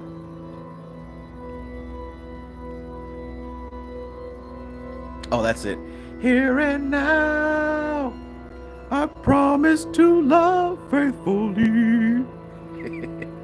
That was my favorite one. You can pull that commercial up on YouTube, and I only had to hear it one time to remember the order of all those songs. Shango says, high magicians created every trend, every fad, trauma, and each generation's cultural collective thinking. Since the beginning of time, yes, sir. That's why the priests were the ones who were behind the pharaohs and the kings, because some things never change. That's that Hierophant card on the Tree of Life.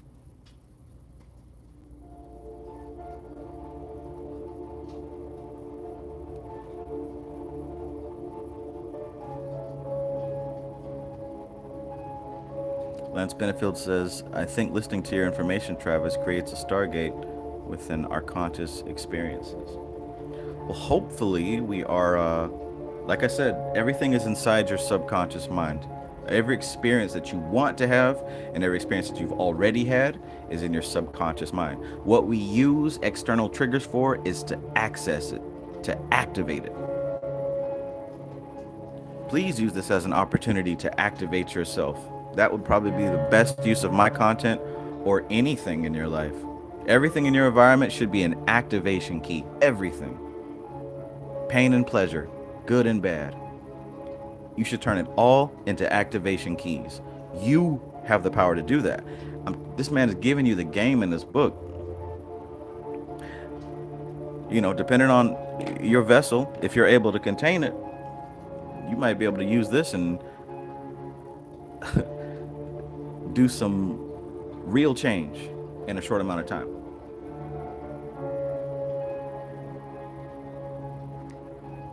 Remember, it's not the intricacy of the ritual. It's not how deep your ritual and the stuff you say and the demon you work with. That's not what does it. What does it is how deep of an impression are you able to make on that subconscious mind. Think about it. For someone that goes through a traumatic event, the change is instant. Why? Because you went straight to that subconscious mind and you made a mark right then and there. So imagine when you're doing your rituals, right? It's not about how fancy and complex and how pretty your altar is. It's not about if your altar has dust on it. Your ancestor altar got dust on it. None of that. What matters is how deep of an impact are you able to make in that subconscious mind. That's what causes the change.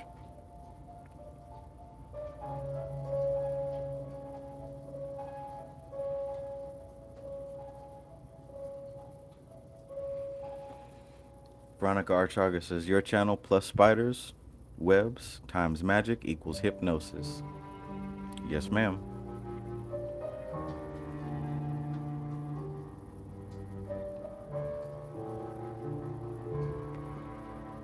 And Amali says, I just made fried wonton at home and unlocked a state I haven't accessed in a long time. I feel like a kid in a Chinese restaurant again. That's nice.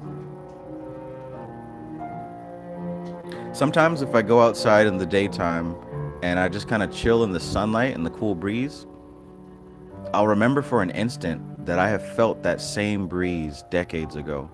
Or I remember feeling this type of heat under the sun years and years and years ago. It's kind of weird. It's like a 5-second nostalgia of how the sun feels on my skin or how the wind blows across. I like those.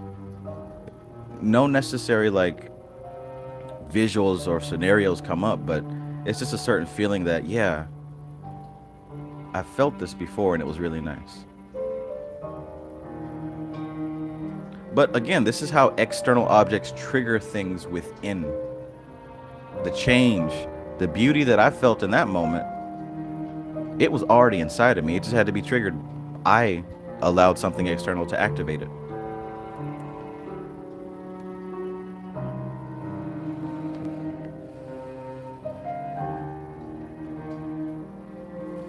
Shango says, everyone here has created this experience thousands of years ago.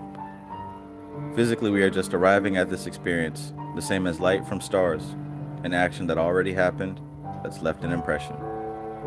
And indeed.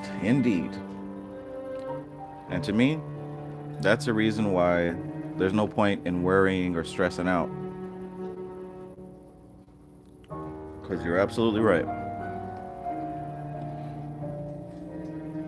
But the willed association links can be just as powerful if they are correctly built up. Okay, so we know that the instantaneous subconscious connections are very powerful. And he says, but the willed association links can be just as powerful if they are correctly built up. And it is this deliberate training of the pictorial imagination which is the basis of the practice of the magician. By this deliberate training, it becomes possible for him to link certain pictorial or sensory images with their corresponding emotions.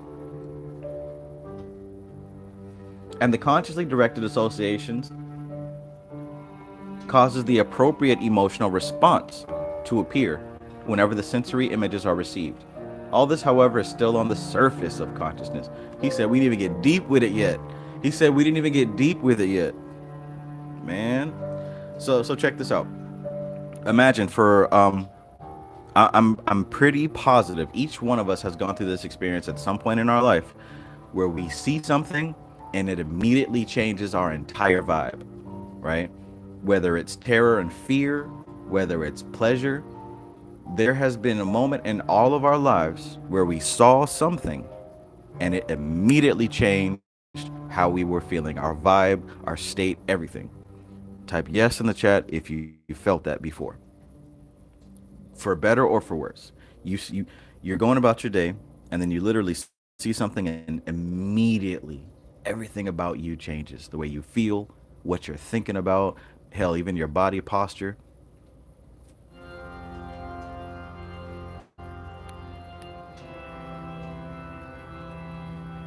Yeah, good. Because if it's able to happen like that, right? You can pretty much say that's an example of what it would be like to change your consciousness at will, right? The speed, right? The whole pivot. It's as if you're going straight and then you turn 90 degrees. You can do that with yourself. But see, what the thing with the ego is that it's very rigid and very tight and likes to hold on and not change so quickly. So it will do everything it can to prevent that rapid shift. But if you know how to use symbols, see, remember I shared the story before. We're talking about spiders and spider webs now. All my life I was terrified of spiders. I had a traumatic event with spiders. I know that if I saw a spider, if I looked up and saw a spider crawling on the wall, it would immediately set off a reaction of fear. So I decided to work with that. And I said, you know what? If this symbol has so much power in my subconscious mind, why don't I reprogram what it means? If I can't stop myself from being afraid, if I can't stop myself from jumping, right, I can at least change the association. So I reprogrammed what a spider meant to me. And every time I saw it, that triggered a different definition that I programmed. Now, I'll say the fear has reduced significantly. And I'll say that what I reprogrammed the spider for has certainly manifested multiple times. This is exactly what he's talking about here.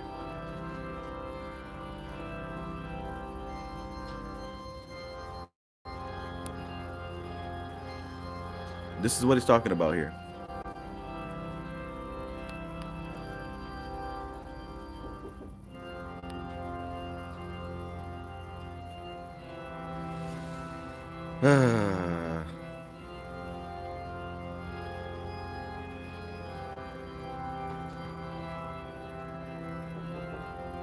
I got somebody knocking at the door. This is a busy night, I tell you that.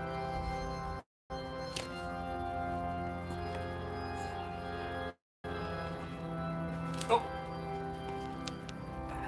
no more technical difficulties.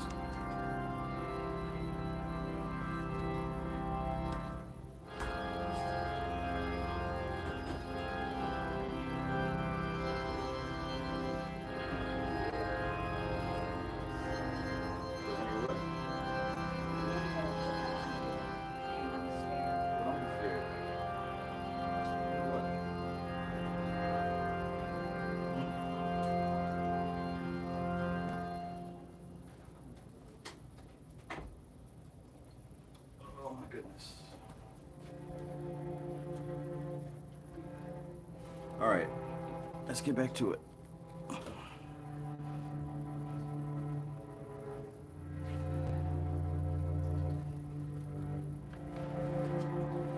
If we wish our association train to work with the power of magical evocation, then we must use some device to imprint it upon the deeper levels of the subconscious, where it will be able to produce definite results.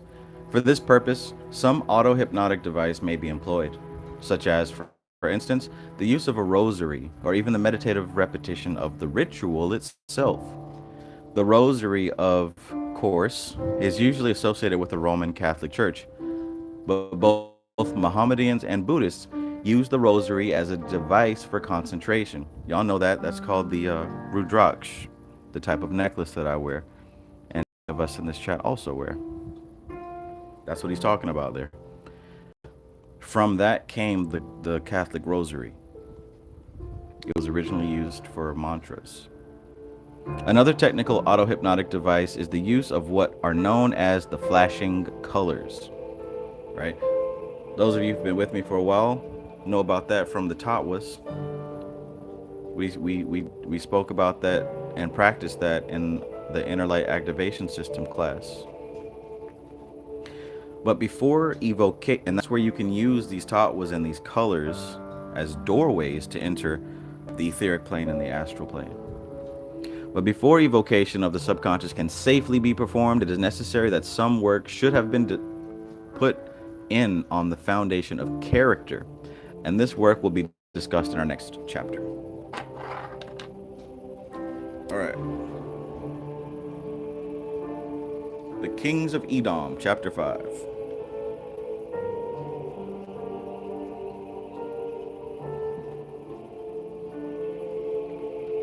I learned a few things in this chapter for sure.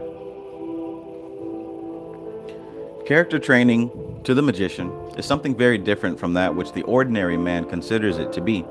For the magical character training involves the willed and purposive re-education of both the conscious and subconscious minds. The willed and purposive re-education of both the conscious and the subconscious minds.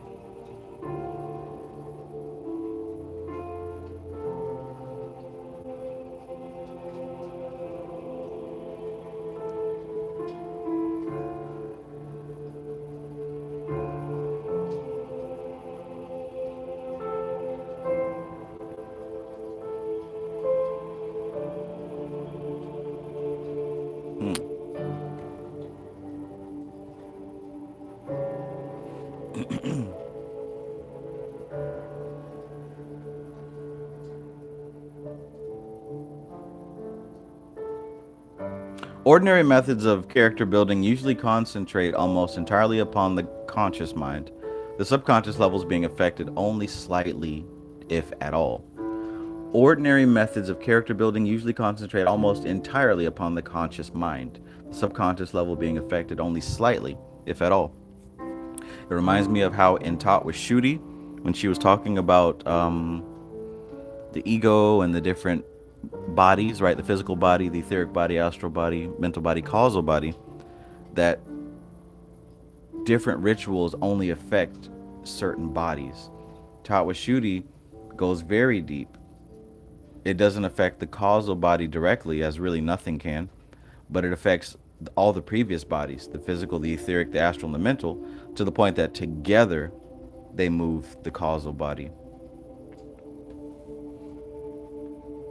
But like what he was just saying here, ordinary methods of character building usually concentrate almost entirely upon the conscious mind, the subconscious levels being affected only slightly, if at all.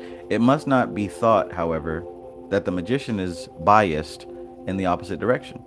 He cultivates conscious and subconscious levels alike, but since he realizes that the subconscious is the greater part of the mind, he naturally tends to give it the greater part of his attention. This is why we focus on the subconscious mind so much. Because you can change the conscious mind but not affect the subconscious. But you can't change the subconscious without affecting the conscious. Because again, the conscious mind is like an island or an iceberg. The subconscious is the water surrounding it.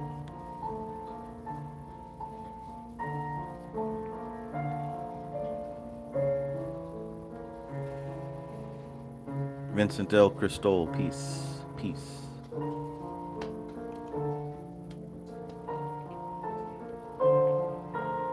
When following the occult maxim, the magician turns his mental gaze inwards upon his own personality. He finds, as we said before, that this personality is imperfect and to a large extent chaotic. And he realizes that before a true superstructure can be built, it will be necessary to pull down much of the present edifice. The question then arises, how much can safely be demolished, and what shall be the test as to which part shall be broken down and which part shall be retained?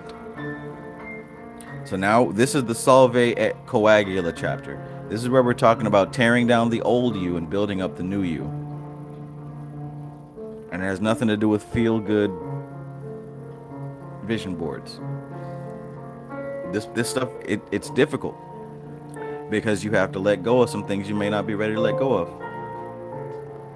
That's when the choice is made. Either I'm taking the spiritual practice seriously, or it's just something that is kind of nice to be associated with a little bit.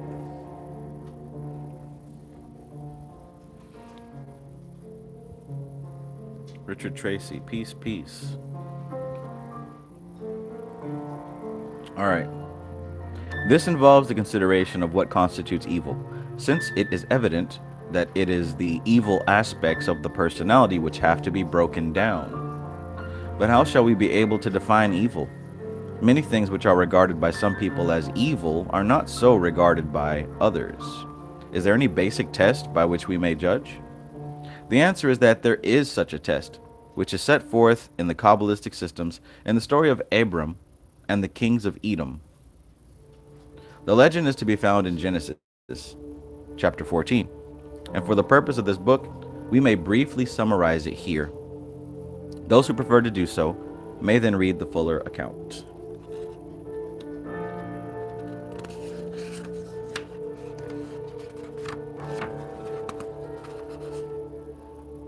Well, since you're in there, you might as well take a shower. We'll go get them.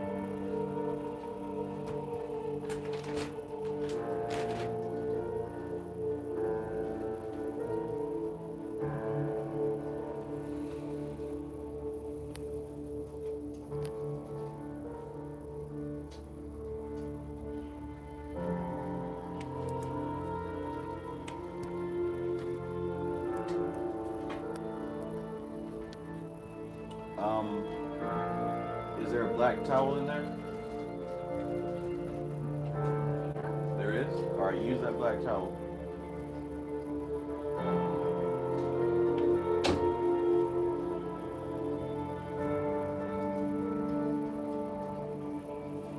Shango says, now I understand how the Honorable Bobby Hemmett remembered all the things of Western occultism and magic, because all the authors practically say the same thing. Yes. And you only start to realize that when you study all these different books. Framestar Film says, when you piece together your shattered mirror, your fingers are gonna bleed a bit. Worth it though, as those fingers will heal. Yes, sir. Don't be afraid, because it's gonna happen one way or the other. Occult Topics with the Professor says, I listen to your content on low while I do whatever I have to do. It becomes a conversation between the information you share and my subconscious, and with the volume down, the conscious mind is excluded. I like that. That's how I used to do my mantras when I was going my hardest. I used to have like one earphone on and have it playing real low, just on repeat, all day, even during sleep. Love it. Find what works for you. Find out what different methods of playing with the subconscious mind that you can use to reprogram these symbols.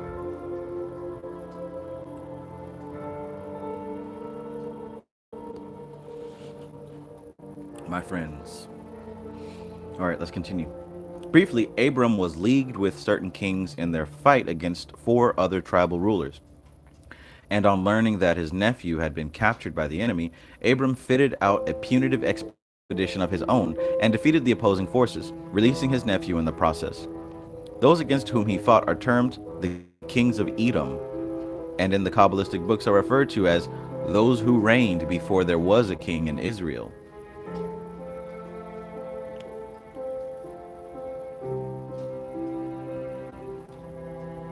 Janae, oh whoa.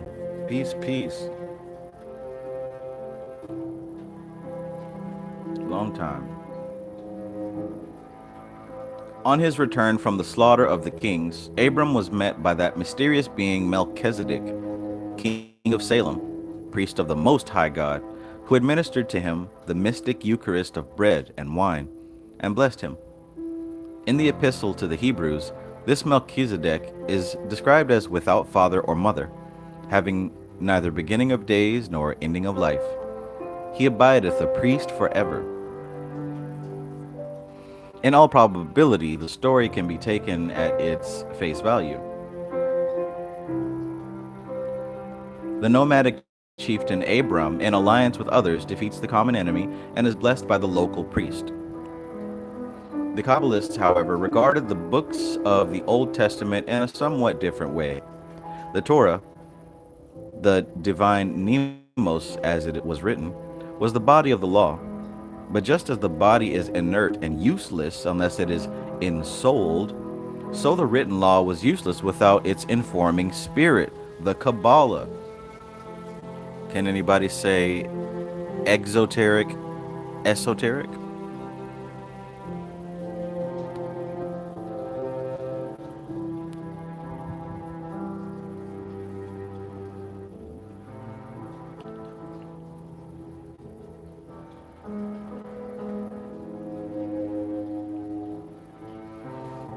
I like that occult topics what the professor says.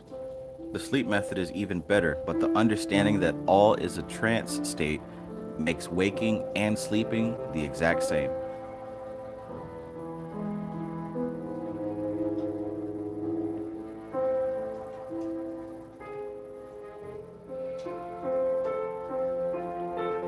So, the Torah was the body of the law, but just as the body is inert and useless unless it is ensouled, so the written law was useless without its informing spirit, the Kabbalah.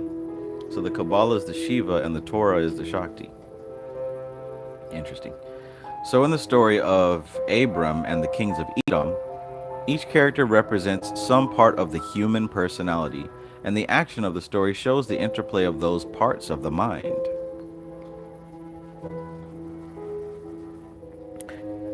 Kind of like the Bhagavad Gita, which is a story of the different aspects of the mind communicating with itself. I wouldn't be surprised if most all of these ancient stories was just that. A communication with self to self about self. Spoiler alert.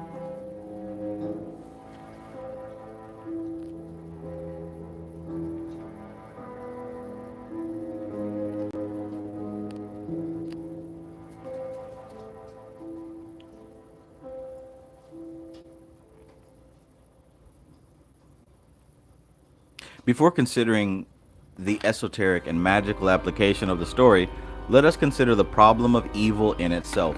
What is evil?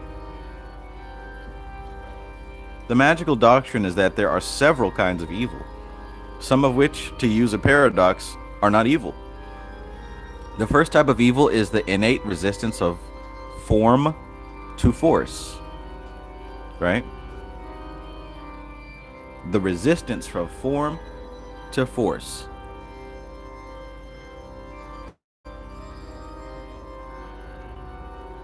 Organized form imposes restrictions upon free moving force.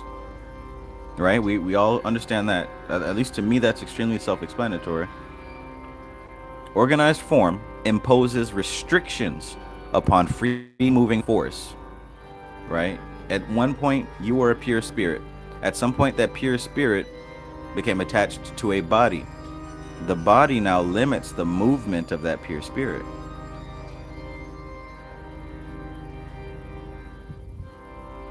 So again, organized form imposes restrictions upon free moving force, but this very restriction and opposition enables the force to be controlled and directed. You can, if you know anything about electricity, right?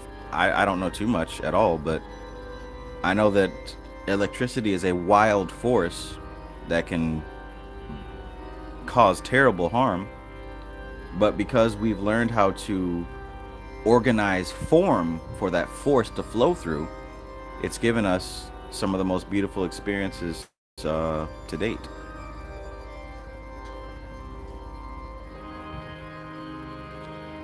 So this is key. Organized form imposes restrictions upon free moving force, but this very restriction and opposition enables the force to be controlled and directed. You talk about power, you talk about magical power, the abilities to do this, that, and the third. You're dealing with force, and you have to come up with some type of way to discipline that force, to put that force into a form that's usable, just like electricity. The house has to be wired up, and it has to be done safely, neatly, so that the power that flows through it can be properly distributed and accounted for. Just like you and your body and your chakra system, your nadis, which are the different pathways that the prana flows through, depending on how your inner circuitry is hardwired, arranged, that's going to display your capacity for power and how you're able to manage it. You don't want to put a lot of power in a house that's faulty wired, because that power will leak somewhere and cause a fire and the whole thing will burn down. Same thing with the body. Same thing with the prana, the nadis, the chakras. This is why you want your chakras balanced, because the body is a machine. And if you're attempting to draw down force into this form, the wiring has to be in check. The wiring has to be top notched. Otherwise, this is why people say, "Oh, well, don't mess with that type of magic because it'll make you insane."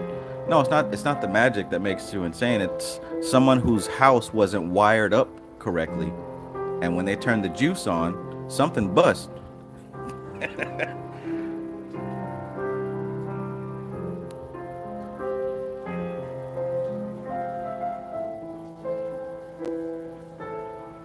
Anamali says, "Yeah, Edison didn't understand X-ray and almost blinded himself.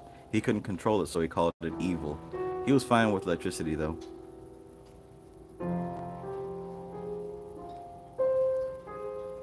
Shango says, "This is the story of the Sith and the Jedi. Sith do not like restrictions, and Jedi believe all force must be controlled and restricted." I never saw it from that perspective. That's a good one. Yeah, see, I can remember that now. Because the tree of life, left hand and right hand, is one side is about form, the other side is about force. Interesting.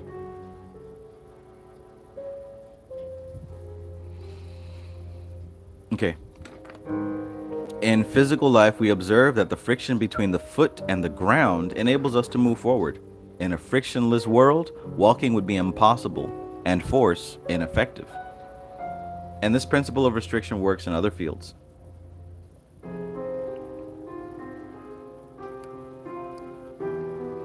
By the restriction of boiler and cylinder and piston, steam is harnessed and made to do useful work. So this evil of inertia is in reality no true evil, but part of the machinery of the evolving universe.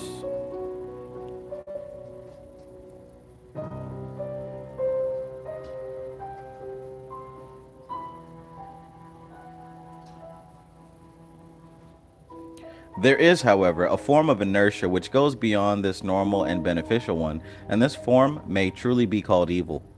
It is the inertia of formlessness and chaos, the abortion of space, the cosmic quicksands. Here there is no definite resistance, no springboard from which life can climb to greater heights. But just as the shifting sands of the quicksands, though providing no takeoff, yet will cling to and impede, and finally draw down into their depths whatever trusts to them, so is it with the cosmic chaos. Evolving life, finding no resistance, no fulcrum for its lever, may be absorbed and rendered impotent in this chaos and darkness and the gates of the land of night.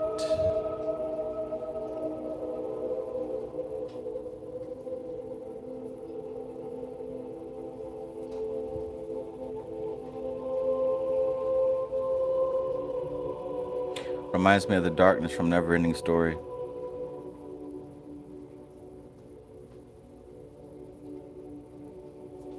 I think there's quite a few children's tales that where the enemy is this infinite blackness that's just absorbing and consuming everything. I know Neverending Story is probably the first place I saw it. But I think I've seen it in at least two or three other. Like my son watches these.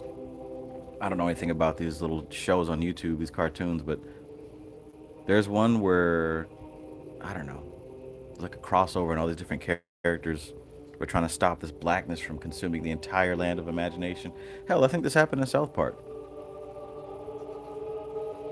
Peace, Louis. Peace. That's the kind of chaos that nobody loves.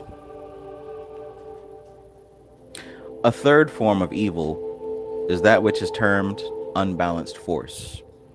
Here, a perfectly good and useful force or energy is displaced in space or time, and the resulting out of balance is definitely evil. Let us consider one or two examples of such unbalanced force.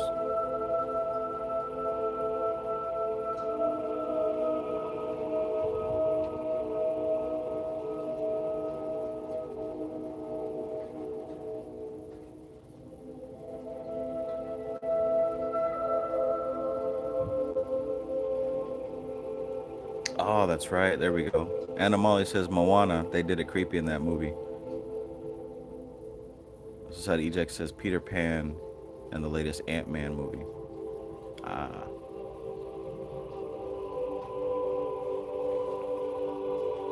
WT says Spirited Away. The anime movie had that.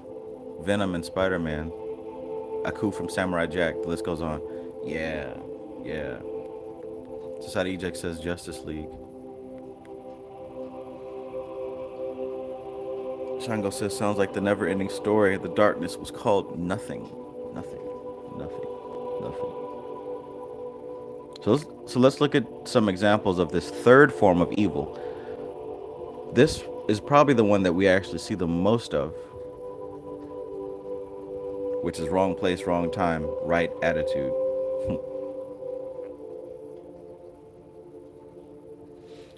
A third form of evil is that which is termed unbalanced force.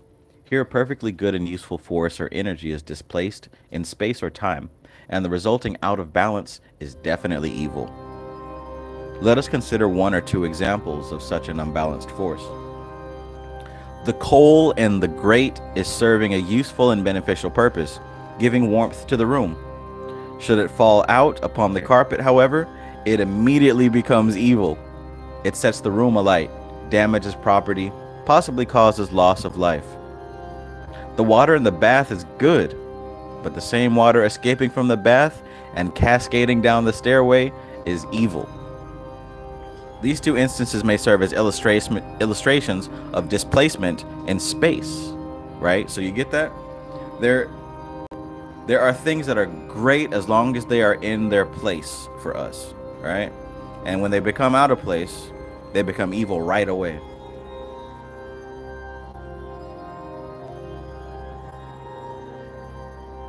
So that was a displacement in space. There's also a displacement in time. He said there's also a displacement in time.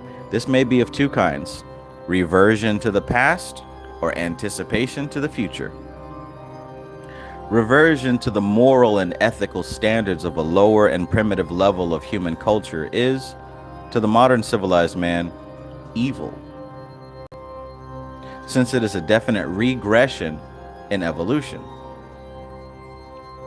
But it is equally evil if, with the limitations and mental outlook of the present day, a person reaches out too far into the future and attempts to materialize in the conditions of the 20th century the state of civilization, which will possibly be the norm of the peoples of, say, 10,000 years hence. To use an expressive remark to the present writer heard the other day, the lion may lie down with the lamb ultimately, but he will need his digestive The lion may lie down with the lamb ultimately, but he will need his digestive arrangements radically altered. This over-anticipation of the future is the fallacy underlying the pacifist attitude. Since the pacifist attitude is only practicable in a well policed community, it is clearly untenable as a working policy at the present time. Those who may feel that this is a cynical condemnation of what has been taught by the great religious teachers, we would refer to the Catholic counsels of perfection. Always the ideal of the future must be pointed to, but although that vision will be the inspiring force tending towards its own realization, the premature establishment of such conditions is evil. That reminds me, there is even with magic and visions and divination and stuff like that, I believe that a lot of people do have the ability to communicate with advanced spirits. But one of the problems is a lot of times a person who gets in touch with some of these entities and doesn't have inner balance, they often can't do anything with that information, right? They might tap in with some spirit and get some awesome, cool downloads, but it's so advanced that it's literally useless in this world. I've gotten that kind of information, and I've talked to many people who've tapped into entities like that and have this cool information, but they can't use it in their lives because it's out of place. This is one of the reasons why, as you move up the tree of life and you start working with these areas like Doth, you can start to get into contact with some of these forces, some of these intelligences. Absolutely. Intelligences that live in the future, live in alternate dimensions, all this other stuff. Yes. But the issue is they cannot offer you anything. Or I should rather say, you're not able to translate any of that information into anything useful and appropriate.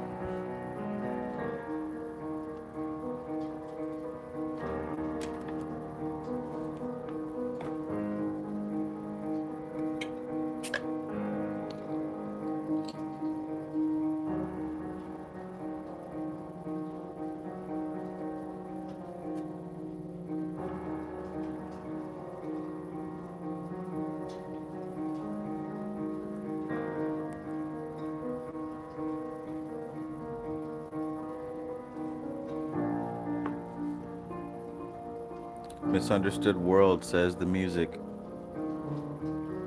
I mean, did you expect me to be listening to Coochie Pink Booty Hole Brown? Or whatever y'all listen to. Thugging with your rounds. I'll put that on for you next time. How about that?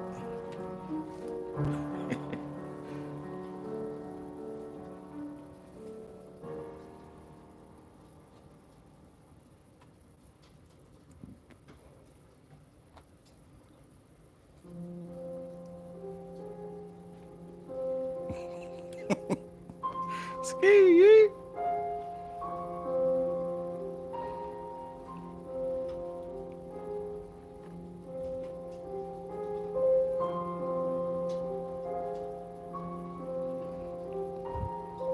All right. These types of evil may be termed positive evil, but there's also what may be called positive evil.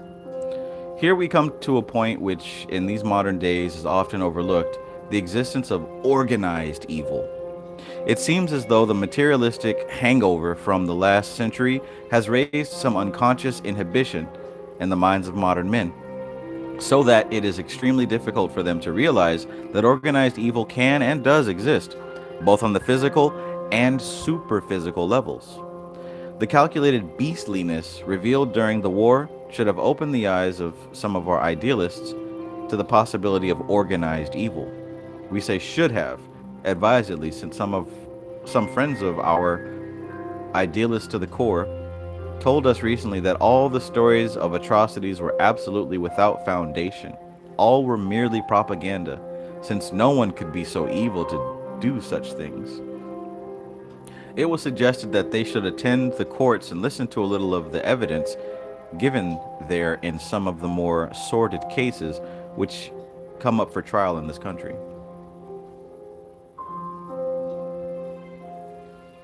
The suggestion was declined with the display of emotion, which suggested that the old Adam was not entirely extinct in even their pacifist breasts. All the old religions have taught of organized spiritual evil.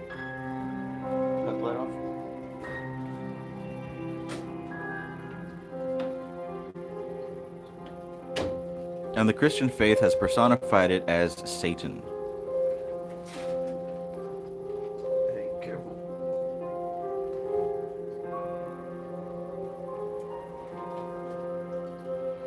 St. Paul speaks of such organized evil on the superphysical levels when he says, "For we wrestle not against flesh and blood, but against principalities, against powers, against the rulers of the darkness of this present world, against the spirits of wickedness in the exalted places."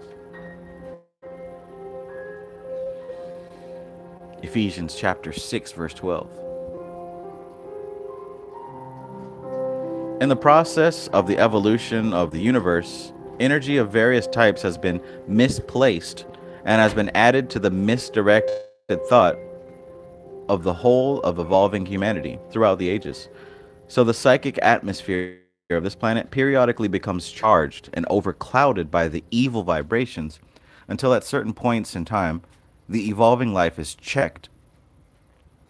It is then that great souls come to earth to recall the minds of men to the ways of wisdom and the paths of peace, and to lift a little of the heavy burden of the sin and suffering of the world.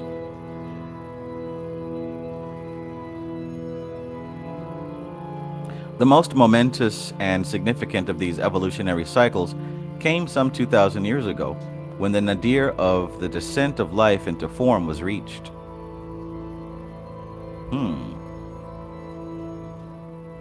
And the whole of the manifesting life was in danger of being totally checked and thwarted. Then came he, the incarnate manifestation of the Logos, the Lord of Light.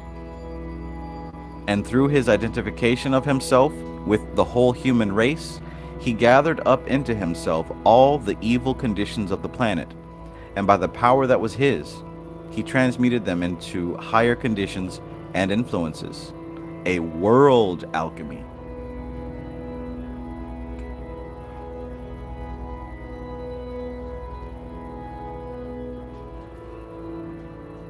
So,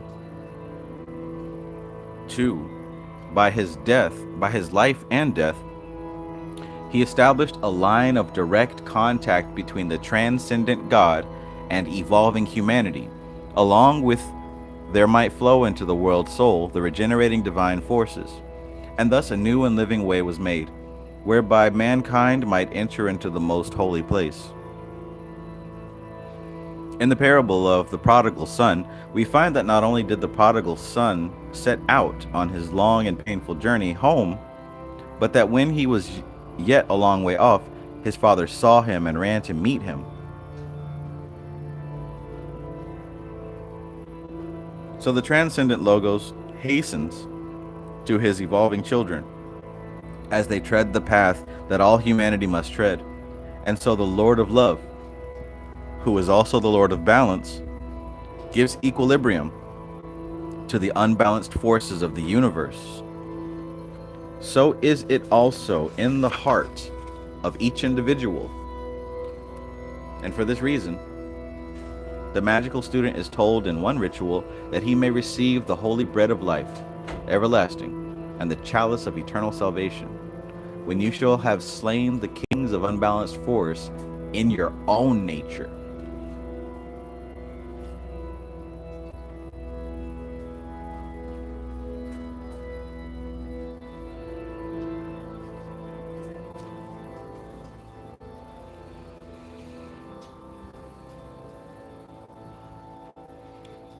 This, oh, boy, chill. Yeah.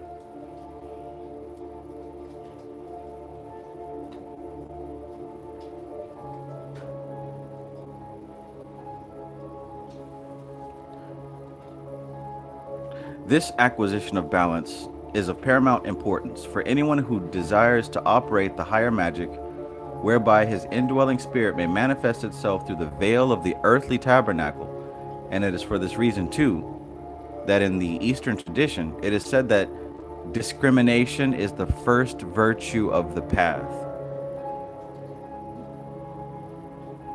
Peace, Matthew Watson.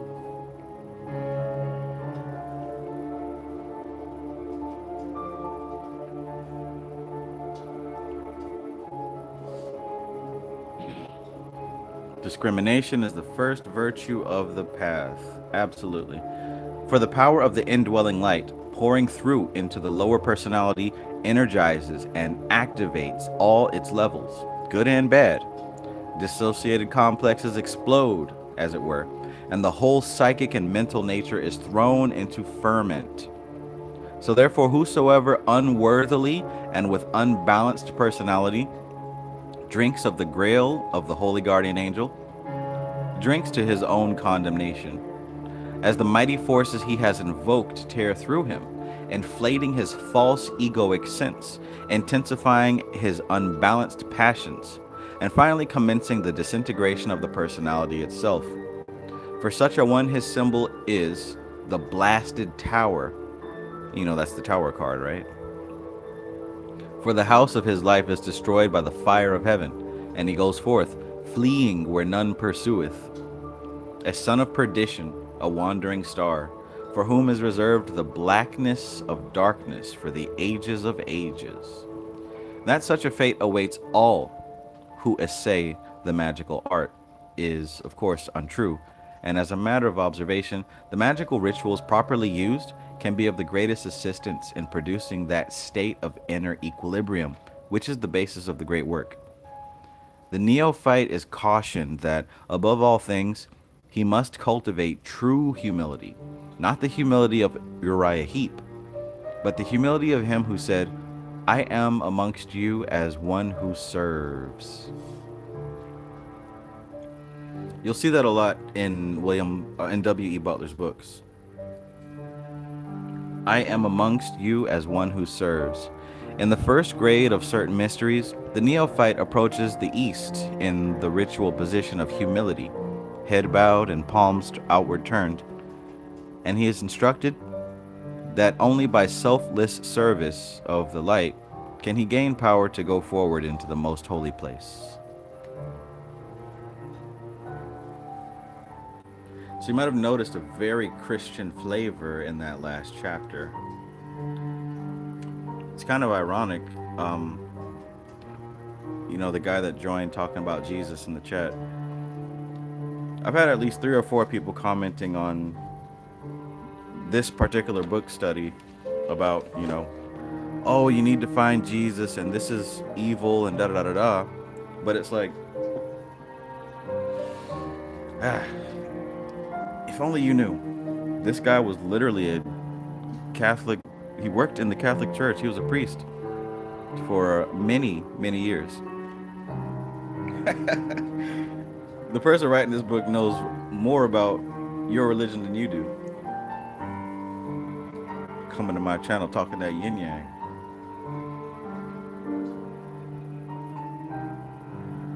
But what else can you expect?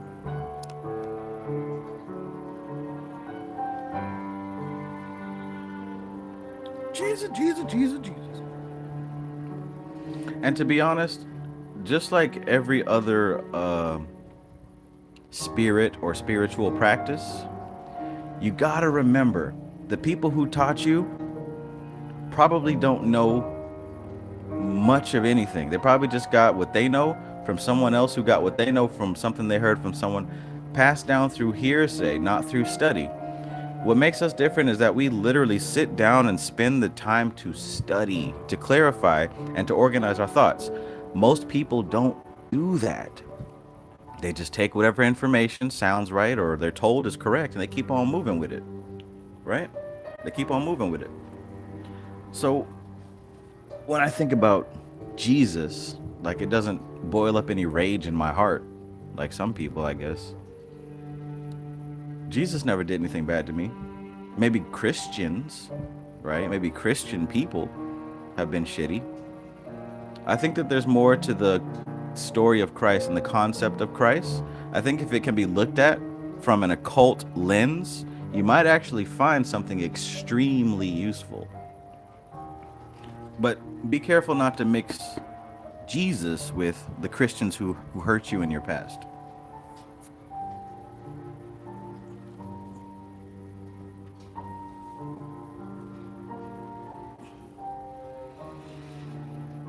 Shango says, sounds like masonry also. Absolutely. Absolutely. B Field says, theology versus theurgy. Yes. 223 Soldier says, this book is very pro-earth.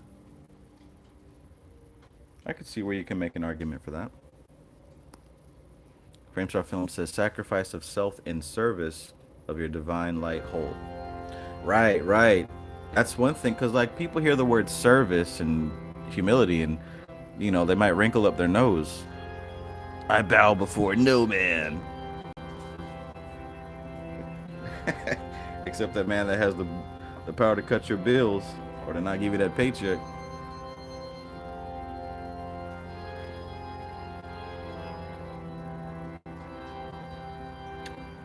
Like I said on my last live stream and many others, this whole existence is a conversation between you and your soul.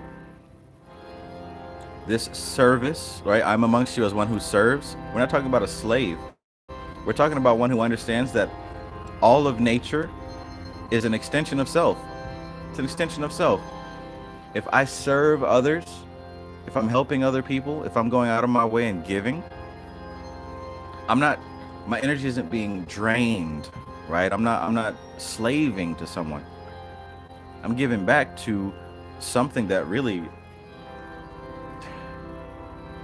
has given to me 1,000-fold.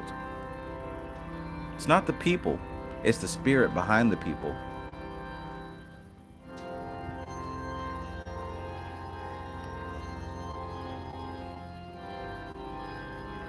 Shango says most people who sit in church every day for many years don't even read the Bible themselves. That's so crazy to me. That is so crazy to me. But it's true. I know it's true. All it takes is you can find out in 2 or 3 sentences. Louis says, and if they do, it's always the same verses, right? All right. Chapter 6, and we're going to wrap it up here. Invocation and evocation. I see we still got all the people that were here, or at least the same number of people from before. So I guess this is the chapter you wanted to hear about. I know it's the chapter that I'm excited for. Let's jump into it. Invocation and evocation. I can call spirits from the vastly deep, exclaimed one of Shakespeare's characters, to which his friend replied, why, so can I, and so can any man. But will they come when they are called? This is, of course, the crux of the matter. The average man in the street has a very skeptical approach to the subject and would unhesitatingly answer the question with an emphatic no, and regard the attempts of the misguided magician as vanity. Popular superstition has also envisaged the magician as one who conjured or claimed to conjure the inhabitants of the invisible worlds. Bearing in mind our definition of magic as the art of causing changes in consciousness at will, it becomes evident that we must first consider the whole question of invocation and evocation from the subjective viewpoint. In other words, assuming for a moment that it is possible for the magician to conjure to visible appearance beings of another order of existence, we must attempt to show that it is the personality of the magician himself which is the channel through which such manifestation is brought about. I hope you heard it. I hope you heard that line. Every now and then I go to Reddit, to do a little bit of research. Not occult research, but people research. Because, I have to kind of keep up with the thoughts and the questions of people. But oftentimes I'll go there and I'll see these questions and these people who claim to work with goetic spirits and magic and all this other stuff, and it's all over the place. The questions, the answers. No, you have to do it this way, or you did it wrong. Well, you didn't see it with your eyes, so it's not real. So much confusion. Atropa, peace and greetings. Atropa says, I missed the line. Oh.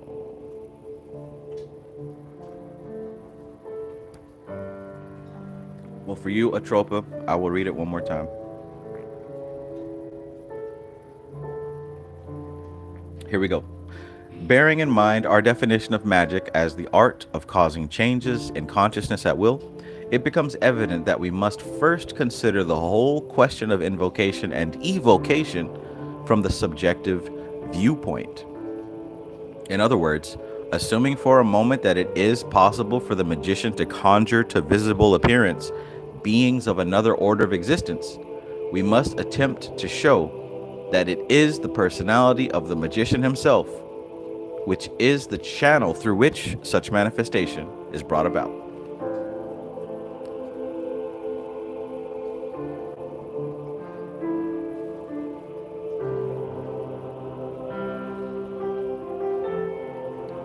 If you study some of the older Goetic evocation records, you'll see that it was usually done with two people, one to perform the ritual and the other to be the channel through which the spirit spoke.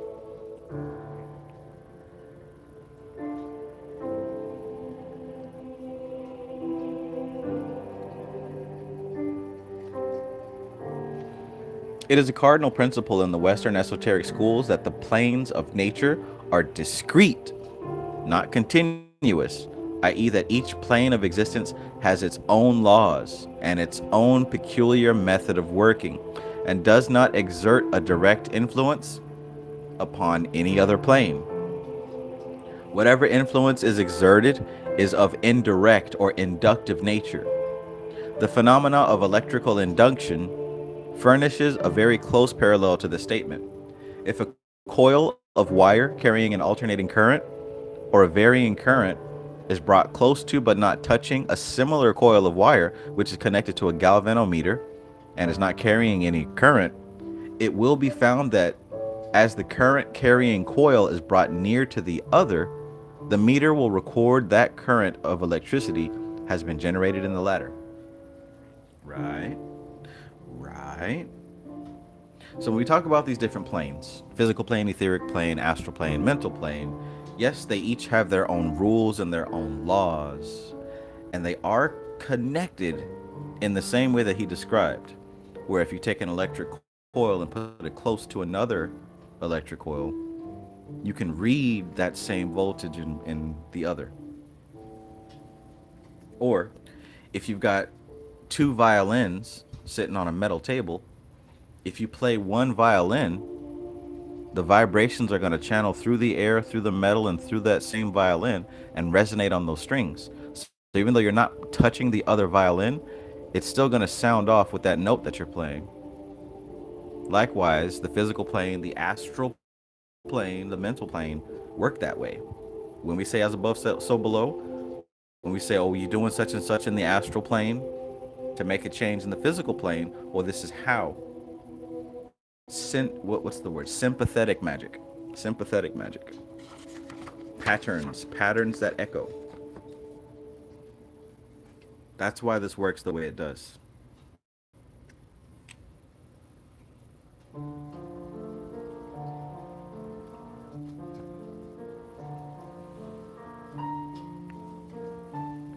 Furthermore, it will be found, if a galvanometer be placed in a current carrying coil, that if the second coil has its resistance to electricity altered, the free flow of the current in the first or primary coil will be checked or increased, showing that both coils act upon each other.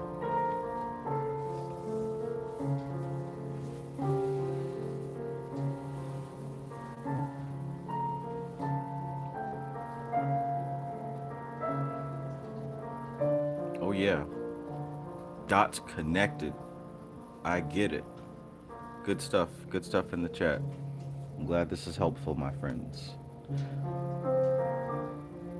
So, furthermore, it will be found if a galvanometer be placed in the current carrying coil, that if the second coil has its resistance to electricity altered, the free flow of the current in the first or primary coil will be either checked or increased, showing that both coils act upon each other. So it is with the planes of existence. The higher is negative or receptive to that which is higher than itself, and positive or dynamic toward that which is lower. But equally, the lower reacts upon the higher, and this is the justification for the biblical statement that the kingdom of heaven suffereth violence and is taken by storm.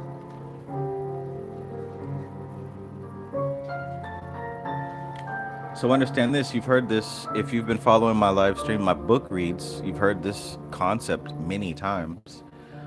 The higher is negative or receptive to what is higher than it. In other words, the physical plane is negative or receptive to the etheric plane. The etheric plane is negative or receptive to the astral plane, right?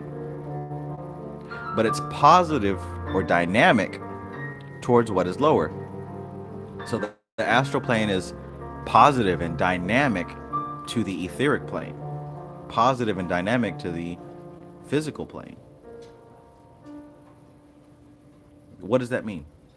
What that means is, again, as above, so below. If you got these planes stacked on top of each other, the higher plane sets things in motion.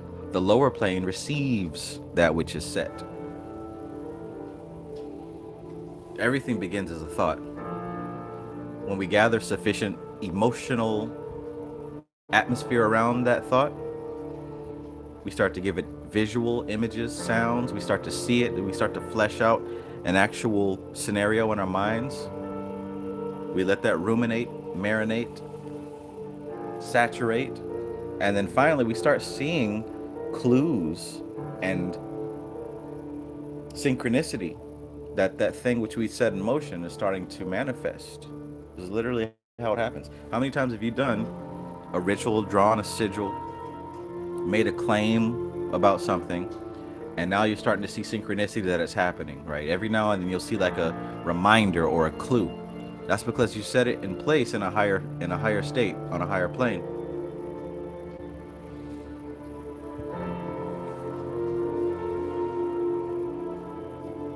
Now it has been found by experience that the levels can come into direct contact with each other through the lens of an organized consciousness of some kind or other. The best point of contact that can be found is a trained and balanced human consciousness. The human mind contains within itself the vibration rates of all the planes, and by tapping it at certain points, a link up may be made with the existence of that level. It is a process of tuning in, such as is used in wireless.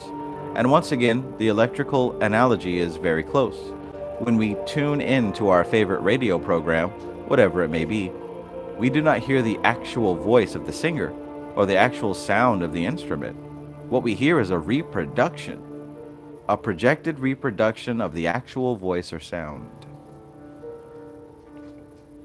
So it is in evocation and invocation. We make contact through our own energized consciousness with the consciousness of the beings we seek to evoke, and the visible appearance we conjure up is a projection from our own mind. So, for the matter of that, is the visible image we form when we use our physical eyes. The light vibrations strike the retina, set up nervous impulses in the optic center, and we produce a mental image answering to those impulses. Let me back that up just a little bit. So he's talking about how your eyes work, right? Your physical eyes, they receive light in the optic center, vibrations strike the retina, and they set up nervous impulses.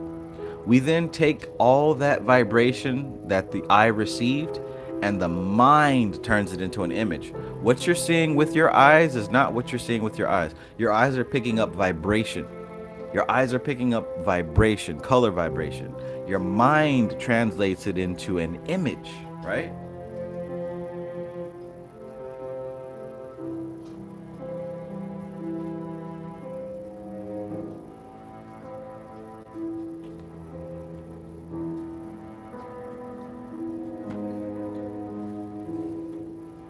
In both cases, however, this reaction is caused by an objective reality of some kind, whether physical or superphysical. And here we come to what may be termed the objective viewpoint.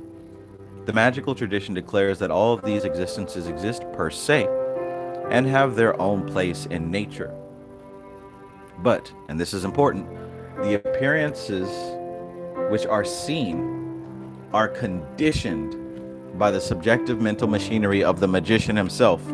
Let me run that back. The appearances which are seen are conditioned by the subjective mental machinery of the magician himself, your mind. Through this machinery also, and by the way, when who knows the machinery of the universe, that is a magical name for what? The machinery of the universe. Because it completely relates to what he's talking about. He's describing the etheric plane. The machinery of the universe is another name for Yasod. That's the occult name for Yasod, the moon sphere of Kabbalah. So he says, the appearances which are seen are conditioned by the subjective mental machinery of the magician himself. Through this machinery also, the actual power and energy of the invisibles is brought through into the waking consciousness. Not that the identical power of the invisibles is brought through, but rather the effect of the contact of the consciousness of the magician with that of the being invoked or evoked arouses into activity the corresponding force within himself. And it is this corresponding power which is projected and then produces the results desired. Man.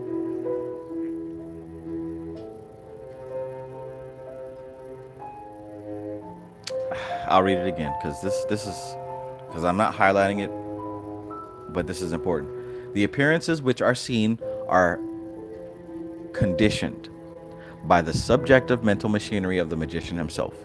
Through this machinery also, the actual power and energy of the invisibles is brought through into the waking consciousness. Not that the identical power of the invisibles is brought through, but rather the effect of the contact of the consciousness of the magician with that of the being invoked or evoked arouses into activity the corresponding force within himself. And it is this corresponding power which is projected and which produces the results desired. I'm telling you, man, these are the actual keys. This is a whole key ring full of the keys that open up all the doors. All one sentence, too. It is important to note the difference between invocation and evocation. In invocation, we act in such a way as to attract the attention of some being of a superior nature to our own, or some cosmic force of a higher order. In evocation, we impose our will upon beings of a lesser order of existence and compel them to execute our wishes. In both cases, the actual contact takes place through our own mental channel. But a magical technique has been devised whereby the essential difference between the two sets of influences, the higher and the lower, is kept before the magician. The reason for this is that should there be any confusion in the mind of the magician, the results may be disastrous. For a moment, let us consider this from the psychological point of view. If the forces or beings summoned by invocation represent the superconscious part of the mind, then the beings who answer the evocatory commands of the adept represent, or rather work through, the subconscious levels. Let me say that again now. If the forces or beings summoned by the invocation represent the superconscious part of the mind, then the beings who answer the evocation commands of the adept represent or work through the subconscious levels. That's another key. That's another key. Invocation versus evocation, superconscious versus subconscious. And I so move. But whilst the superconscious contact tends toward a greater and more effective integration of the mind, the subconscious ones tend, if not controlled, to bring about its partial or total disintegration, as C.G. Jung has pointed out. So the magical tradition has evolved the technical devices known as the circle of safety and the triangle of art, the whole being termed the place of working. By certain rituals, the place where the magical work is to be performed is purified etherically on the objective plane and psychologically on the subjective one. And the circle of safety is drawn upon the floor as a kind of fortress from within, which the magician may work. Then the triangle of art is drawn outside the circle, for in the case of evocation, it is necessary that the objective manifestation of the beings evoked should be kept within its limits and under rigid control. And in the mind of the operator, there should be a clear-cut psychological distinction between himself as the positive or dominant and the lesser forces or beings which are negative to him. The purification of the place of working is done in the Western magic by what is known as the banishing ritual or the lesser pentagram, or in other cases by the ritual of the hexagram. Shadow music, peace.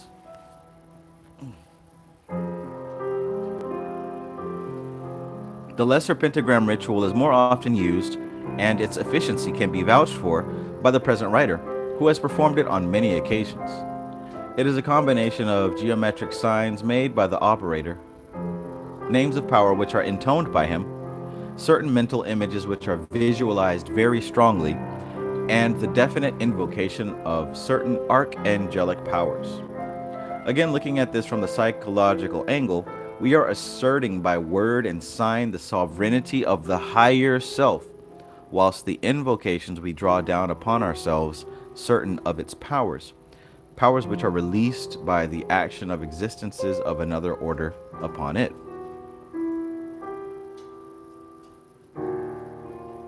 In the greater number of cases, the invocation or evocation to visible appearance is to psychic vision only, and nothing is seen upon the physical plane. Where material visibility ensues, we have another process at work, and this is the process of materialization.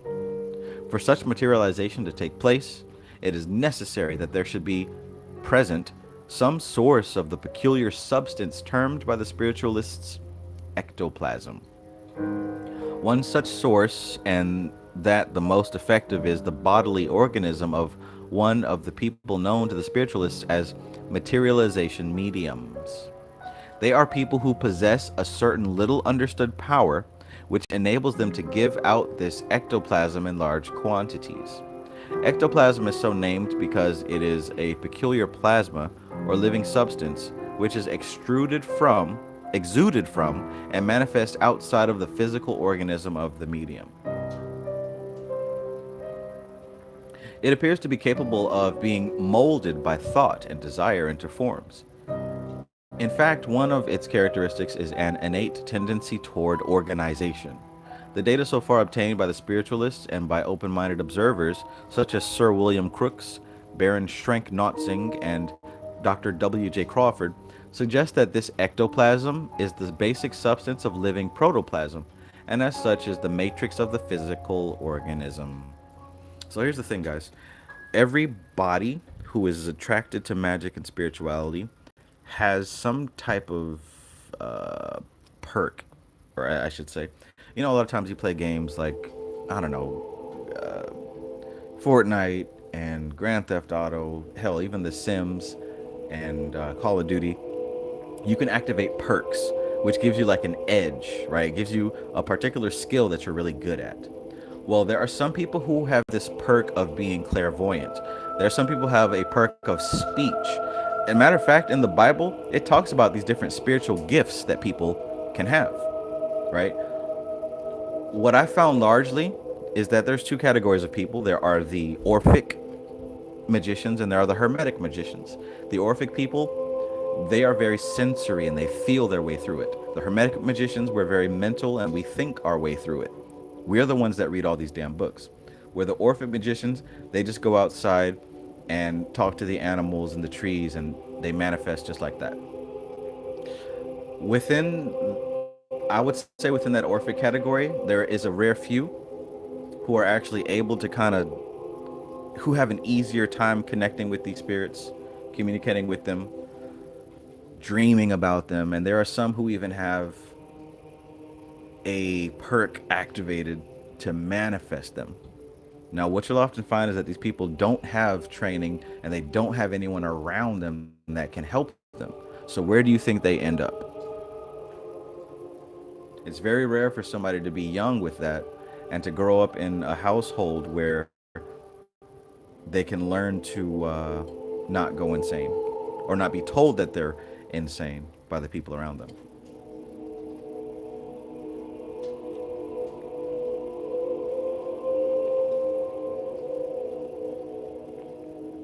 We find, however, that there are other sources of ectoplasm, though it is of a different type and is given off in small quantities only.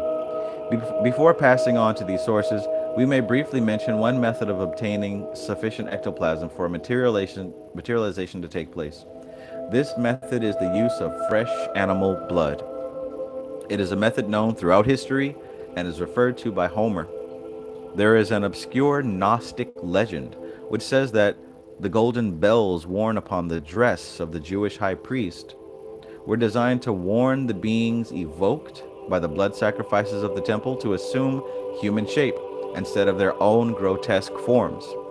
Anyone who takes the trouble to study the details of the temple sacrifices will appreciate the force of this legend and will also become convinced that there was sufficient blood for any materialization.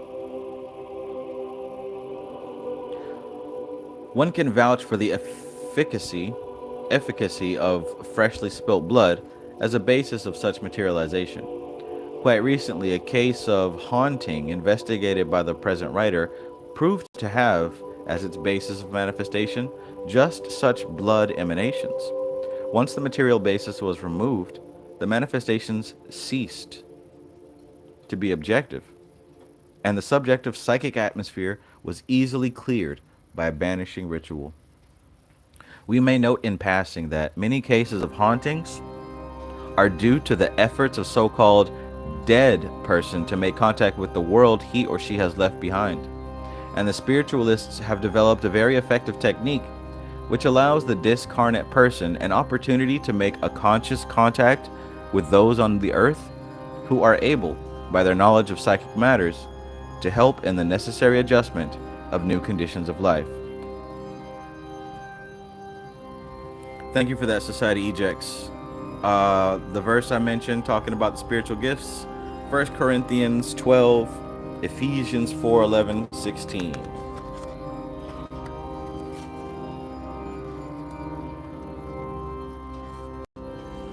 All right, so we finish up here with the last two pages.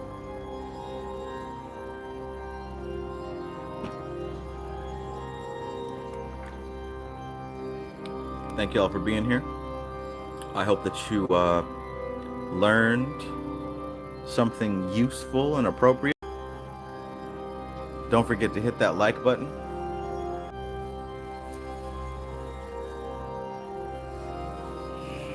And let's get it. Final stretch. Returning to our consideration of the sources of ectoplasm other than materialization mediums or the emanations of blood, the one commonly used in magical rites is a peculiar incense known as dittany of Crete. Fresh flowers also give off an appreciable amount of this substance in a rarefied form, as do also the naked flames of candles. In normal magic work, the blood rites are never used, and the use of a medium is also eschewed because of the depletion of vitality which may result. The use of the incense is free from the disadvantages of these two methods, but the forms which are evoked to physical appearance, although clearly perceptible to normal vision, do not possess the solidity of those produced by the former methods. Although the evocation to visible appearance is one of the more spectacular feats of the magical art, it is not often resorted to, as for the majority of purposes it is sufficient if the visible appearance is to psychic vision only.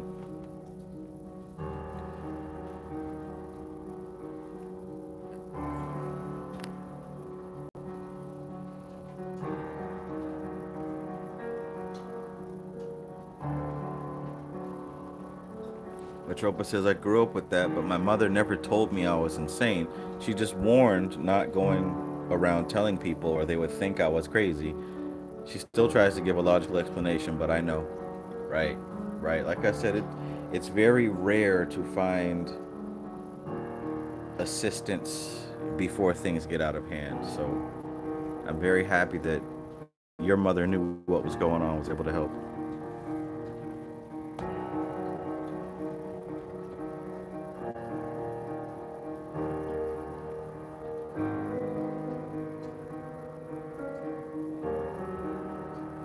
It is sufficient if the operator is enabled to perceive objectively the beings evoked, conscious comprehension and direct perception of them giving the magician power over them. Once again, we find a parallel in the psychological field. The dissociated or repressed complexes in the mind are controlled by the conscious realization of them. Moreover, when spirits of a good nature are evoked, we can again resort to the psychological clue. For it is a fact that the clear realization of a mental faculty results in the rapid development of that faculty in the individual concerned.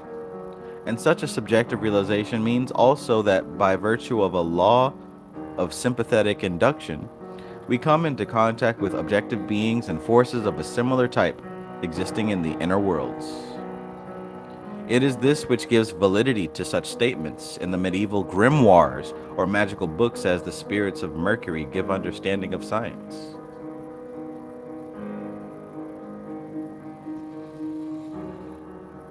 Having completed the evocation, it becomes necessary to dismiss the beings evoked.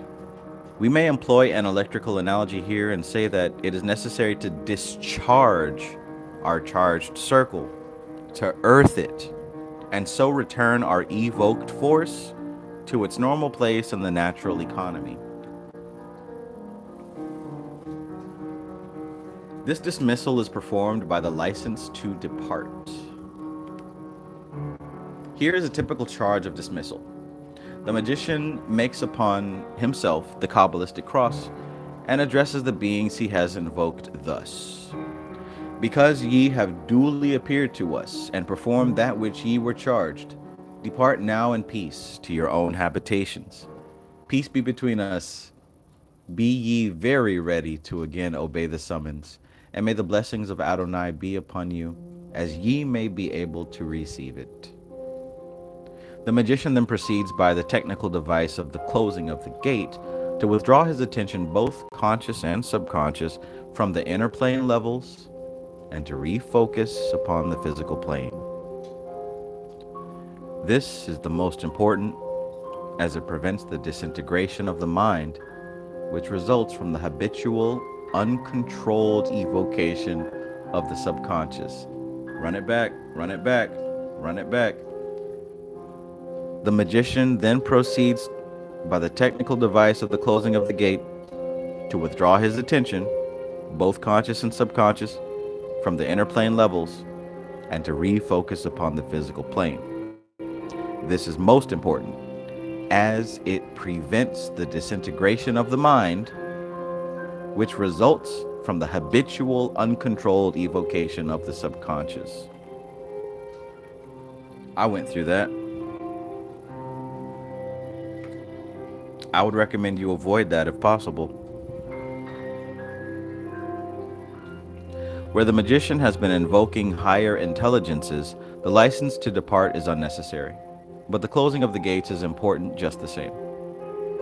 It is stated by certain authorities that the Eucharist, the words "Ita missa est" at the end of the service, are in effect not a license to depart, but a statement to the angelic beings who have taken part in the service that their work is now concluded.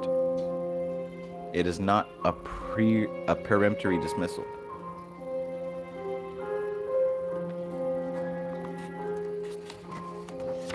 Beautiful, beautiful.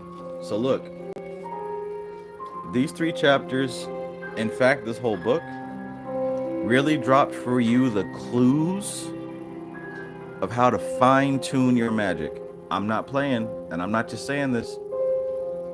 You can still get this book on Amazon. The other 2 you probably can't get. But I'm telling you, just looking at how good this one is, I would take this opportunity while it's still available. The subconscious mind is the primary tool that we are working with when it comes to this magic. And it's all about learning how to establish a symbolic link to that which you desire to work with. Louis asks, so when I meditate, I should use some type of closing. No, I don't think that that is what he was saying. In specific, what he was referring to is evocation. And at one point, he talked about how invocation is dealing with beings that come from the super conscious level of mind. We can say higher planes. And evocation is pulling out beings from the subconscious level. And because the nature of the subconscious mind can be seen as chaotic compared to the conscious mind, the banishing and the closing and the license to depart is an opportunity for you to allow the conscious mind to reintegrate in its proper place.